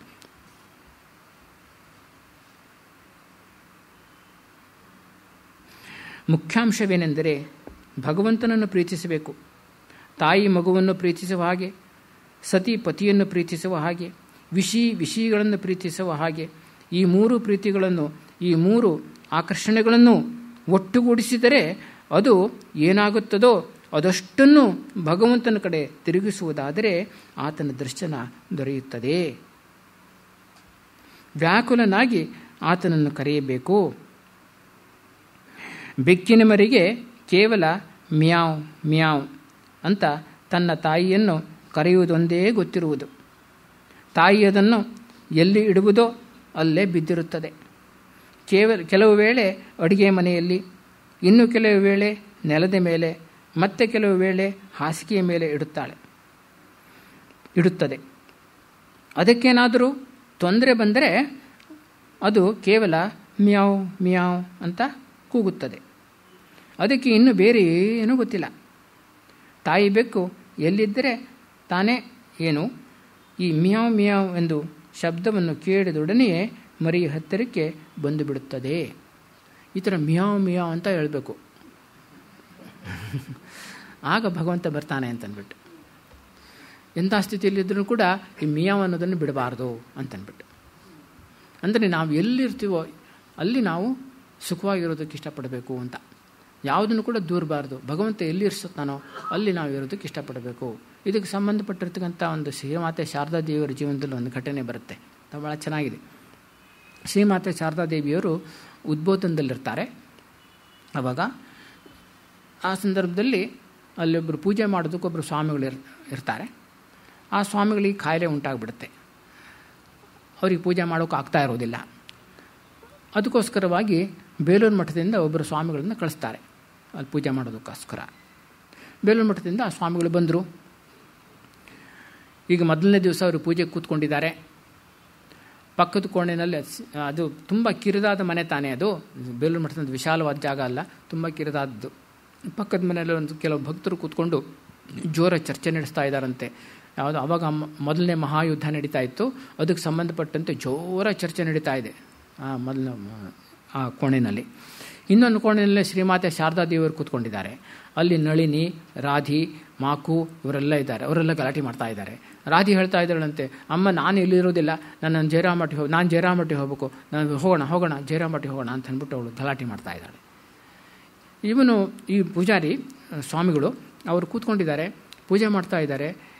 ಅವರು ಯೋಚನೆ ಮಾಡ್ತಾ ಇದ್ದಾರಂತೆ, ಎಂಥ ಇದು ಪ್ರದೇಶಕ್ಕೆ ಬಂದುಬಿಟ್ಟೆ ನಾನು. ಬೇಲೂರು ಮಠದಲ್ಲಿ ಎಂಥ ಶಾಂತವಾಗಿ ಎಷ್ಟು ಚೆನ್ನಾಗಿತ್ತು, ಏನು ಗಲಾಟೆ ಇಲ್ಲ, ಗೋಜಿಲ್ಲ, ಏನಿಲ್ಲ, ಎಷ್ಟು ಚೆನ್ನಾಗಿತ್ತು. ಅಂಥ ಜಾಗ ಬಿಟ್ಬಿಟ್ಟು ಇಲ್ಲಿ ಬಂದನಲ್ಲ, ಇಲ್ಲಿ ಪೂಜೆ ಮಾಡೋಕ್ಕೆ ಆಗೋದಿಲ್ಲ, ಮಂತ್ರ ಹೇಳೋಕ್ಕೆ ಆಗೋದಿಲ್ಲ, ಏನು ಮಾಡೋದು, ಹೇಗೆ ಪೂಜೆ ಮಾಡೋದು ಅಂತ ಮನಸ್ಸಿನಲ್ಲೇ ಗುಣಗಾಡ್ತಾ ಇದ್ದಾನೆ. ಪೂಜೆ ಮಾಡೋಕ್ಕೆ ಆಗ್ತಾಯಿಲ್ಲ. ಅಷ್ಟೊತ್ತಿಗೆ ಇದ್ದಕ್ಕಿದ್ದಂಗೆ ಇವ್ರ ಮನಸ್ಸಿನಲ್ಲಿ ಏನಾಗ್ತಾ ಇದೆ ಅಂತ ಶ್ರೀಮಾತೆಯವರಿಗೆ ಗೊತ್ತಾಗಿರಬೇಕು. ಅವರು ಜೋರಾಗಿ ಆ ರಾಧಿನ ಕುರಿತು ಹೇಳಿದ್ರಂತೆ, ರಾಧಿ ಸುಮ್ಮನೆ ಇರು, ಭಗವಂತ ಎಲ್ಲಿರಿಸ್ತಾನೋ ಅಲ್ಲೇ ನಾವು ಇರಬೇಕು ಅಂತ ಜೋರ ಹೇಳಿದ್ರಂತೆ. ಅದು ಇವರಿಗೆ ಕೇಳಿಸ್ತು ಸ್ವಾಮಿಗಳಿಗೆ. ತಕ್ಷಣ ಅವರಲ್ಲಿ ಪರಿವರ್ತನೆ ಉಂಟಾಗ್ಬಿಡ್ತಂತೆ. ಹೌದು, ಭಗವಂತ ಎಲ್ಲಿರಿಸ್ತಾನೋ ಅಲ್ಲೇ ಇರಬೇಕು ನಾವು ಅಂತ. ಆಮೇಲೆ ಶಾಂತರವಾಗಿ ಪೂಜೆ ಎಲ್ಲ ಮಾಡೋಕ್ಕೆ ಸಾಧ್ಯ ಆಯ್ತಂತೆ. ಹೀಗೆ ನೋಡಿ, ಇದು ನಾವು ಹೊರಗಿನ ಸನ್ನಿವೇಶಗಳನ್ನು ನಮ್ಮನ್ನು ಡಿಸ್ಟರ್ಬ್ ಮಾಡೋದು ಅಲ್ವಂತೆ. ನಾವು ಹೊರಗಿನ ಸನ್ನಿವೇಶಕ್ಕೆ ನಾವು ಯಾವ ರೀತಿ ಪ್ರತಿಕ್ರಿಯೆ ತೋರಿಸ್ತೀವಲ್ಲ, ಅದೇ ನಮಗೆ ಡಿಸ್ಟರ್ಬೆನ್ಸ್, ಅದೇ ನಮಗೆ ತೊಂದರೆ ಕೊಡ್ತಕ್ಕಂಥದ್ದು. ಅದಕ್ಕೋಸ್ಕರ ನಾವು ಪ್ರತಿಕ್ರಿಯೆ ಹೇಗೆ ಮಾಡ್ತೀವಿ, ನೆಗೆಟಿವ್ಲಿ ನಾವು ಪ್ರತಿಕ್ರಿಯೆ ಮಾಡಿದರೆ ಆಗೇನಾಗುತ್ತೆ, ನಮಗೆ ತೊಂದರೆ ಆಗುತ್ತೆ, ನಾವು ಏನು ಮಾಡೋಕ್ಕಾಗೋದೇ ಇಲ್ಲ. ಒಂದು ಸಣ್ಣ ಉದಾಹರಣೆ ಕೊಡಬೇಕು ಅಂತ ಅಂದ್ಬಿಟ್ರೆ, ಮಧ್ಯಾಹ್ನ ಅಥವಾ ರಾತ್ರಿ ಹೊತ್ತು ನಿದ್ದೆ ಮಾಡಬೇಕಾಗಿದೆ, ಮಲಗೋ ಸಮಯ, ನಿದ್ರೆ ಮಾಡೋ ಸಮಯ 10 ಗಂಟೆಗೆ 11 ಗಂಟೆಗೆ ನಿದ್ದೆ ಮಾಡಬೇಕು, ಅಥವಾ ಊಟ ಆದಮೇಲೆ ನಿದ್ದೆ ಮಾಡಬೇಕು. ಪಕ್ಕದಲ್ಲಿ ಯಾರೋ ಕೆಲವರು ಕೂತ್ಕೊಂಡು ಮಾತಾಡ್ತಾ ಇದ್ದಾರೆ, ಜೋರ ಮಾತಾಡ್ತಾ ಇದ್ದಾರೆ. ಏನು ಮಾಡಿದ್ರು ನಿದ್ದೆ ಮಾಡೋಕ್ಕೆ ಬಿಡ್ತಾ ಇಲ್ಲ. ನಾನು ಮನಸ್ಸಿನಲ್ಲಿ ಅನ್ಕೋತಾ ಇದ್ದೀನಿ, ಈ ನಿದ್ದೆ ಸಮಯ ಇವರಿಗೆ ಅಷ್ಟು ಗೊತ್ತಾಗೋದಿಲ್ವಲ್ಲ, ಜೋರ ಮಾತಾಡ್ತಾ ಇದ್ದಾರಲ್ಲ, ನಿದ್ದೆ ಮಾಡೋಕ್ಕೆ ಬಿಡೋದಿಲ್ಲ, ಎಂಥ ಜನ ಇವರು ಅಂತಂದ್ಬಿಟ್ಟು ಮನಸ್ಸಿನಲ್ಲೇ ಗುಣಗಾಡ್ತಾ ಇರ್ತೀನಿ. ಹಾಗಾಗ್ಬಿಟ್ಟು ನಾನು ನಿದ್ದೆನೇ ಬರೋಲ್ಲ. ಅದು ಬಿಟ್ಟುಬಿಟ್ಟು ಅವ್ರು ಏನು ಮಾತಾಡ್ತಾ ಇದ್ದಾರೆ, ಏನು ಮಾಡ್ತಾರೆ ಅದ್ರ ಕಡೆ ಗಮನನೇ ಕೊಡದೆ ನನ್ನ ಪಾಡಿ ನಾನು ಸುಮ್ಮನೆ ಮಲ್ಕೊಂಡ್ಬಿಟ್ರೆ ಆಗ ಚೆನ್ನಾಗಿ ನಿದ್ದೆ ಬಂದುಬಿಡುತ್ತೆ, ನಿಜವಾಗ ನಿದ್ದೆ ಬಂದುಬಿಡುತ್ತೆ, ಏನೂ ತೊಂದರೆ ಆಗೋದಿಲ್ಲ. ಅವ್ರು ಮಾತಾಡ್ತಾ ಇರೋದು ನನಗಿನ್ನೂ ನಿದ್ದೆ ಮಾಡೋದಕ್ಕೆ ಒಳ್ಳೆಯದೇ ಆಗುತ್ತೆ. Induces me more to sleep, ಅದಂದರೆ ಇಂಡ್ಯೂಸ್ಮೆಂಟ್ ಆಗಿಬಿಡುತ್ತೆ. ಆ ರೀತಿ ನಾವು ಈ ಪ್ರತಿಕ್ರಿಯೆ ತೋರಿಸ್ತೀವಲ್ಲ, ಒಳಗಡೆಯಿಂದ ನಾವು ಯಾವ ರೀತಿ ಪ್ರತಿಕ್ರಿಯೆ ಮಾಡ್ತೀವಲ್ಲ, ಅದೇ ನಮಗೆ ತೊಂದರೆ ಕೊಡೋದು ಅಂತಂದ್ಬಿಟ್ಟು. ಅದಕ್ಕೆ ನಾವು ಹೊರಗಿನ ಸನ್ನಿವೇಶಗಳನ್ನು ಯಾವುದೇ ರೀತಿ ಇರಲಿ ಅಕ್ಸೆಪ್ಟ್ ಮಾಡ್ಕೊಬೇಕು. As it is you have to accept. Acceptance is the greater sacrifice than renunciation ಅಂತ ಯತೀಶ್ವರ ಅಂತ ಹೇಳ್ತಾರೆ. Acceptance is the greater sacrifice. ಎಲ್ಲ ನಾವು ತ್ಯಾಗ ಮಾಡಿ ಬಂದಿರ್ಬೋದು, ಮನೆ ಮಠ ಬಿಟ್ಟು ಬಂದಿರ್ಬೋದು, ಸಂಪತ್ತನ್ನೆಲ್ಲ ಬಿಟ್ಟು ಬಂದಿರ್ಬೋದು, ಆದರೆ ಪರಿಸ್ಥಿತಿಗಳನ್ನು, ಕೆಲಸಗಳನ್ನು, ಸನ್ನಿವೇಶಗಳನ್ನು ನಾವು ಸ್ವೀಕರಿಸುವ ಮನೋಭಾವ ನಮಗಿಲ್ಲದ ಬಿಟ್ಟರೆ ಆಗ ನಾವು ಸಾಧನೆ ಮಾಡೋಕ್ಕಾಗಲ್ಲ. ಅದಕ್ಕೆ ಎಲ್ಲ ಸನ್ನಿವೇಶಗಳನ್ನು ಸ್ವೀಕರಿಸುವಂಥ ಮನೋಭಾವ ಇರಬೇಕು ಅಂತಂದ್ಬಿಟ್ಟು ಹೇಳ್ತಾರೆ. ಇನ್ನೊಂದು ಭಾಳ ಸ್ವಾರಸ್ಯಕರವಾಗಿರೋ ಕಥೆ ಇದೆ. ಏನಂತಂದರೆ, ನಾನು ಯಾವುದೋ ಒಂದು ಪುಸ್ತಕದಲ್ಲಿ ಓದಿದ್ದು ಇತ್ತೀಚೆಗೆ. ಈ ಸನಕ, ಸನಂದನ, ಸನಾತನ ಇದರಲ್ಲಿ 4 ಜನ ಋಷಿಗಳೆಲ್ಲ ಇದ್ದಾರಲ್ಲ, ಅವರು ತುಂಬ ಬ್ರಹ್ಮನ ಪುತ್ರರು. ಅವರು ಹುಟ್ಟಿನಿಂದಲೂ ಕೂಡ ವೈರಾಗ್ಯ ಸಂಪನ್ನರಾಗಿದ್ದರು. ಯಾವ ಪ್ರಪಂಚದ ಮುಟ್ಲೇ ಇಲ್ಲ. ಅವರು ಯಾವಾಗಲೂ ತಪಸ್ಸಿನಲ್ಲೇ, ಭಗವಂತ ಚಿಂತನೆಯಲ್ಲೇ ಕಾಲ ಕಳೀತಾ ಇದ್ದರು. ಅವರು ಒಂದು ಸರಿ ಈ ಶಿವ ಪಾರ್ವತಿಯವರು ಹಾಗೆ ವಾಕಿಂಗ್ ಹೋಗಿದ್ದರಂತೆ. ಮಧ್ಯದಲ್ಲಿ ಏನಾಯಿತು, ಇವರು 4 ಜನ ಸನಕ, ಸನಂದನ ಇತ್ಯಾದಿಗಳು ಅವರು ಯಾವಾಗಲೂ ಕೂಡ ಭಗವಂತ ಚಿಂತನೆಯಲ್ಲೇ ನಿರತರಾಗಿರ್ತಕ್ಕಂಥವ್ರು. ಹೀಗೆ ಮೇಲ್ಗಡೆ ಆಕಾಶ ಕಡೆ ನೋಡ್ತಾ ನೋಡ್ತಾ ತಂಪಾಡಿ ತಮ್ಮ ಚಿಂತನೆಯಲ್ಲಿ ಮಗ್ನರಾಗಿ ಕೂತ್ಕೊಂಡ್ಬಿಟ್ಟಿದ್ರಂತೆ. ಶಿವ ಪಾರ್ವತಿಯವರು ಬಂದಿದ್ದು ಗೊತ್ತೇ ಆಗಲಿಲ್ಲ ಅವರಿಗೆ. ಅವ್ರ ಕಡೆ ಗಮನನೇ ಕೊಡಲಿಲ್ಲ. ಶಿವನಿಗೇನು ಅದ್ರ ಕಡೆ ಗಮನ ಆಗಲಿಲ್ಲ. ಪಾರ್ವತಿ ಸ್ವಲ್ಪ ಬೇಸರ ಆಯ್ತಂತೆ. ಏನಿದು, ನಾವು ಈಗ ಬರ್ತಾ ಇದ್ದೀವಿ, ನಮ್ಮ ಕಡೆ ಸ್ವಲ್ಪನೂ ಗಮನ ಕೊಡ್ತಾ ಇಲ್ವಲ್ಲ ಈ ಋಷಿಗಳು, ಎಂಥ ಜನ ಇವರಲ್ಲ ಅಂತಂದ್ಬಿಟ್ಟು ಸ್ವಲ್ಪ ಕೋಪದಿಂದ ಅವರು ಹೀಗೆ ತಲೆ ಚಾಚ್ಕೊಂಡು ಕೂತ್ಕೊಂಡಿದ್ರಲ್ಲ, ಅವಳು ಶಾಪ ಕೊಟ್ಬಿಟ್ಲಂತೆ, ನೀವೆಲ್ಲ ಒಂಟೆಗಳಾಗ್ಬಿಡಿ ಅಂತಂದ್ಬಿಟ್ಟು, ಒಂಟೆಗಳಾಗಿ ಹೋಗ್ಬಿಡಿ ಅಂತ. ಆಮೇಲೆ ಆಯಿತು, ಶಾಪ ಕೊಟ್ಟು ಹೊರಟೋದ್ರು. ಆಮೇಲೆ ಸ್ವಲ್ಪ ದಿನ ಆದಮೇಲೆ ಪಾರ್ವತಿಗೆ ಅನಿಸ್ತಂತೆ, ಎಷ್ಟಾದರೂ ತಾಯಿ ತಾನೇ ಅವಳು, ಅದಕ್ಕೋಸ್ಕರ ಅಯ್ಯೋ ನಾನು ಶಾಪ ಕೊಟ್ಟು ಬಂದುಬಿಟ್ಟೆ, ಅವ್ರಿಗೇನಾಯಿತೋ, ಎಷ್ಟು ಕಷ್ಟಪಡ್ತಾ ಇದ್ದಾರೋ, ಏನಾಗುತ್ತೋ ಅಂತಂದ್ಬಿಟ್ಟು ಅವಳಿಗೆ ತುಂಬ ದುಃಖ ಆಯ್ತಂತೆ. ನಾನು ಹೋಗಿ ನೋಡಬೇಕು, ಅವ್ರು ಯಾವ ಸ್ಥಿತಿಯಲ್ಲಿದ್ದಾರೆ, ಏನಾಗಿದೆ ನೋಡಬೇಕು ಅಂತಂದ್ಬಿಟ್ಟು ಮತ್ತೆ ಅವಳು ಬಂದ್ಲಂತೆ. ಬಂದು ಇವರು ಒಂಟೆಗಳಾಗಿದ್ದಾರೆ, ಓಡಾಡ್ತಾ ಇದ್ದಾರೆ. ಆವಾಗ ಅವರು ಕೇಳಿದಂತೆ, ನಾನು ತಪ್ಪು ಮಾಡಿಬಿಟ್ಟೆ, ತುಂಬ ಕೋಪ ಮಾಡಿಬಿಟ್ಟು ನಿಮಗೆ ಶಾಪ ಕೊಟ್ಬಿಟ್ಟೆ, ನಿಮಗೆ ತೊಂದರೆ ಕೊಟ್ಬಿಟ್ಟೆ, ಭಾಳ ಬೇಜಾರು ಮಾಡ್ಕೊಬೇಡಿ ಅಂತೆಲ್ಲ ಸಮಾಧಾನ ಮಾಡಿಲ್ಲಂತೆ. ಅವ್ರು ಹೇಳಿದ್ರಂತೆ, ಒಂಟೆ ರೂಪದಲ್ಲಿದ್ದವರು, ಏನೂ ನಮಗೆ ತೊಂದರೆ ಇಲ್ಲ, ನೀವೇನು ಯೋಚನೆ ಮಾಡಬೇಡಿ, ನಾವು ಆರಾಮಾಗಿದ್ದೀವಿ ಇಲ್ಲಿ ಅಂತಂದ್ಬಿಟ್ಟು. ಆರಾಮಾಗಿದ್ದೀನಿ. ನಾವು ಮೊದಲು ಭಿಕ್ಷೆ ಬೇಡಕ್ಕೆ ಹೋಗ್ತಾ ಇತ್ತು, ಬೇಡಬೇಕಾಗಿತ್ತು, ಅವರಿಂದ ಅವನ ಮನೆಗೇನೆಲ್ಲ ಹೋಗಬೇಕಾಯ್ತು. ಈ ಭಿಕ್ಷೆ ಬೇಡಕ್ಕಂತ ಸಮಸ್ಯೆನೇ ಇಲ್ಲ, ಏನು ಸಿಕ್ಕಿದ್ರು ತಿನ್ಕೊಂಡು ಆರಾಮಾಗಿರ್ತೀವಿ ಇಲ್ಲಿ. ಆಮೇಲೆ ಸ್ನಾನ ಮಾಡೋ ಅವಶ್ಯಕತೆಯೇ ಇಲ್ಲ, ಏನೂ ಇಲ್ಲ, ಎಲ್ಲದೂ ಆರಾಮಾಗಿದೆ. ಮತ್ತು ಮೊದಲೆಲ್ಲ ಭಕ್ತರು ಬಂದ್ಬಿಟ್ಟು ಏನೇನೋ ಕೇಳ್ತಾಯಿದ್ರು, ಪ್ರಶ್ನೆ ಮಾಡ್ತಾಯಿದ್ರು, ಅವ್ರನ್ನ ಸಮಾಧಾನ ಮಾಡಬೇಕಾಗ್ತಿತ್ತು. ಈಗ ಯಾರು ಭಕ್ತರು ಬರೋಲ್ಲ, ಏನೂ ಇಲ್ಲ, ನಮ್ಮ ಪಾಡಿ ನಾವು ಆರಾಮಾಗಿದ್ದೀವಿ ಅಂತ ಹೇಳಿದ್ರಂತವ್ರು. ಈ ಥರ ಯಾವುದೇ ಸನ್ನಿವೇಶದಲ್ಲೂ ಕೂಡ ಅದನ್ನು ಸ್ವೀಕರಿಸ್ಬಿಟ್ಟು ಅಲ್ಲೇ ಶಾಂತವಾಗಿರ್ತಕ್ಕಂಥದ್ದು, ನೆಮ್ಮದಿಯಿಂದ ಇರ್ತಕ್ಕಂಥದ್ದನ್ನು ನಾವು ಕಲಿಬೇಕು ಅಂತಕ್ಕಂಥ ಇದು ಶ್ರೀರಾಮಕೃಷ್ಣರ ಅಭಿಪ್ರಾಯ. ಅದಕ್ಕೆ ಹೇಳ್ತಾರೆ, ಅದನ್ನೇ ಹೇಳ್ತಾರೆ, ನಾವು ಆ ಬೆಕ್ಕಿನ ಮರಿಯಂತೆ ಇರಬೇಕು.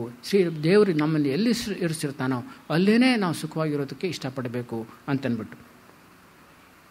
ಅದಕ್ಕೆ 2 ಹೇಳ್ತಾರಲ್ಲ, ಬೆಕ್ಕಿನ ಮರಿ, ಮತ್ತೊಂದು ನಾಯಿ ಮರಿ, ಕೋತಿ ಮರಿ ಏನು ಮಾಡುತ್ತೆ, ತನ್ನ ಪ್ರಯತ್ನದಿಂದ ಅದನ್ನು ತಾಯಿಯನ್ನು ಗಟ್ಟಿ ಹಿಡ್ಕೊಳ್ಳೋದಕ್ಕೆ ಇಷ್ಟಪಡೋದು. ಒಂದೊಂದ್ಸತಿ ಏನಾಗುತ್ತೆ, ಬಿಟ್ಟುಬಿಡುತ್ತೆ, ಕೈ ತಪ್ಪಿ ಬಿಡುತ್ತೆ, ಆಗ ಅದು ಬಿದ್ದುಬಿಟ್ಟು ಅವ್ರು ಕಷ್ಟಪಡುತ್ತೆ. ಆದರೆ ಈ ಬೆಕ್ಕಿನ ಮರಿ ಏನು ಮಾಡುತ್ತೆ ಅಂತಂದ್ಬಿಟ್ರೆ, ಅದು ತನ್ನ ಪ್ರಯತ್ನ ಇಲ್ಲವೇ ಇಲ್ಲ, ಅದಕ್ಕೆ ಸಂಪೂರ್ಣವಾಗಿ ತಾಯಿಯನ್ನೇ ಅವಲಂಬಿಸಿಬಿಟ್ಟಿರುತ್ತೆ, ಶರಣಾಗತವಾಗಿಬಿಟ್ಟಿರುತ್ತೆ. ಶ್ರೀರಾಮಕೃಷ್ಣ ಇನ್ನೊಂದು ಉದಾಹರಣೆಯನ್ನು ಕೊಡ್ತಾರೆ. ಗದ್ದೆ ಏರಿ ಮೇಲೆ ತಂದೆ 2 ಮಕ್ಕಳನ್ನು ಕರ್ಕೊಂಡು ಹೋಗ್ತಾ ಇದ್ದೆ. ಒಂದು ಮಗುವನ್ನು ತಾನೇ ಕೈ ಹಿಡ್ಕೊಂಡಿರ್ತಾನೆ, ಮತ್ತೊಂದು ಮಗ ತಂದೆ ಕೈಯನ್ನು ಹಿಡ್ಕೊಂಡಿರ್ತಾನೆ. ಈಗ ತಂದೆ ಕೈ ಹಿಡ್ಕೊಂಡಿರೋ ಮಗ ಯಾವ ಜಾರಿ ಬೀಳ್ತಕ್ಕಂಥ ಸಾಧ್ಯತೆ ಇರುತ್ತೆ. ಆದರೆ ತಂದೆಯೇ ಯಾರ ಕೈಯನ್ನು ಹಿಡ್ಕೊಂಡಿರ್ತಾನೋ ಅವನು ಬೀಳೋದು ಸಾಧ್ಯತೆ ಇಲ್ಲ. ಆ ರೀತಿ ಇರಬೇಕು ಅಂತನ್ಬಿಟ್ಟು.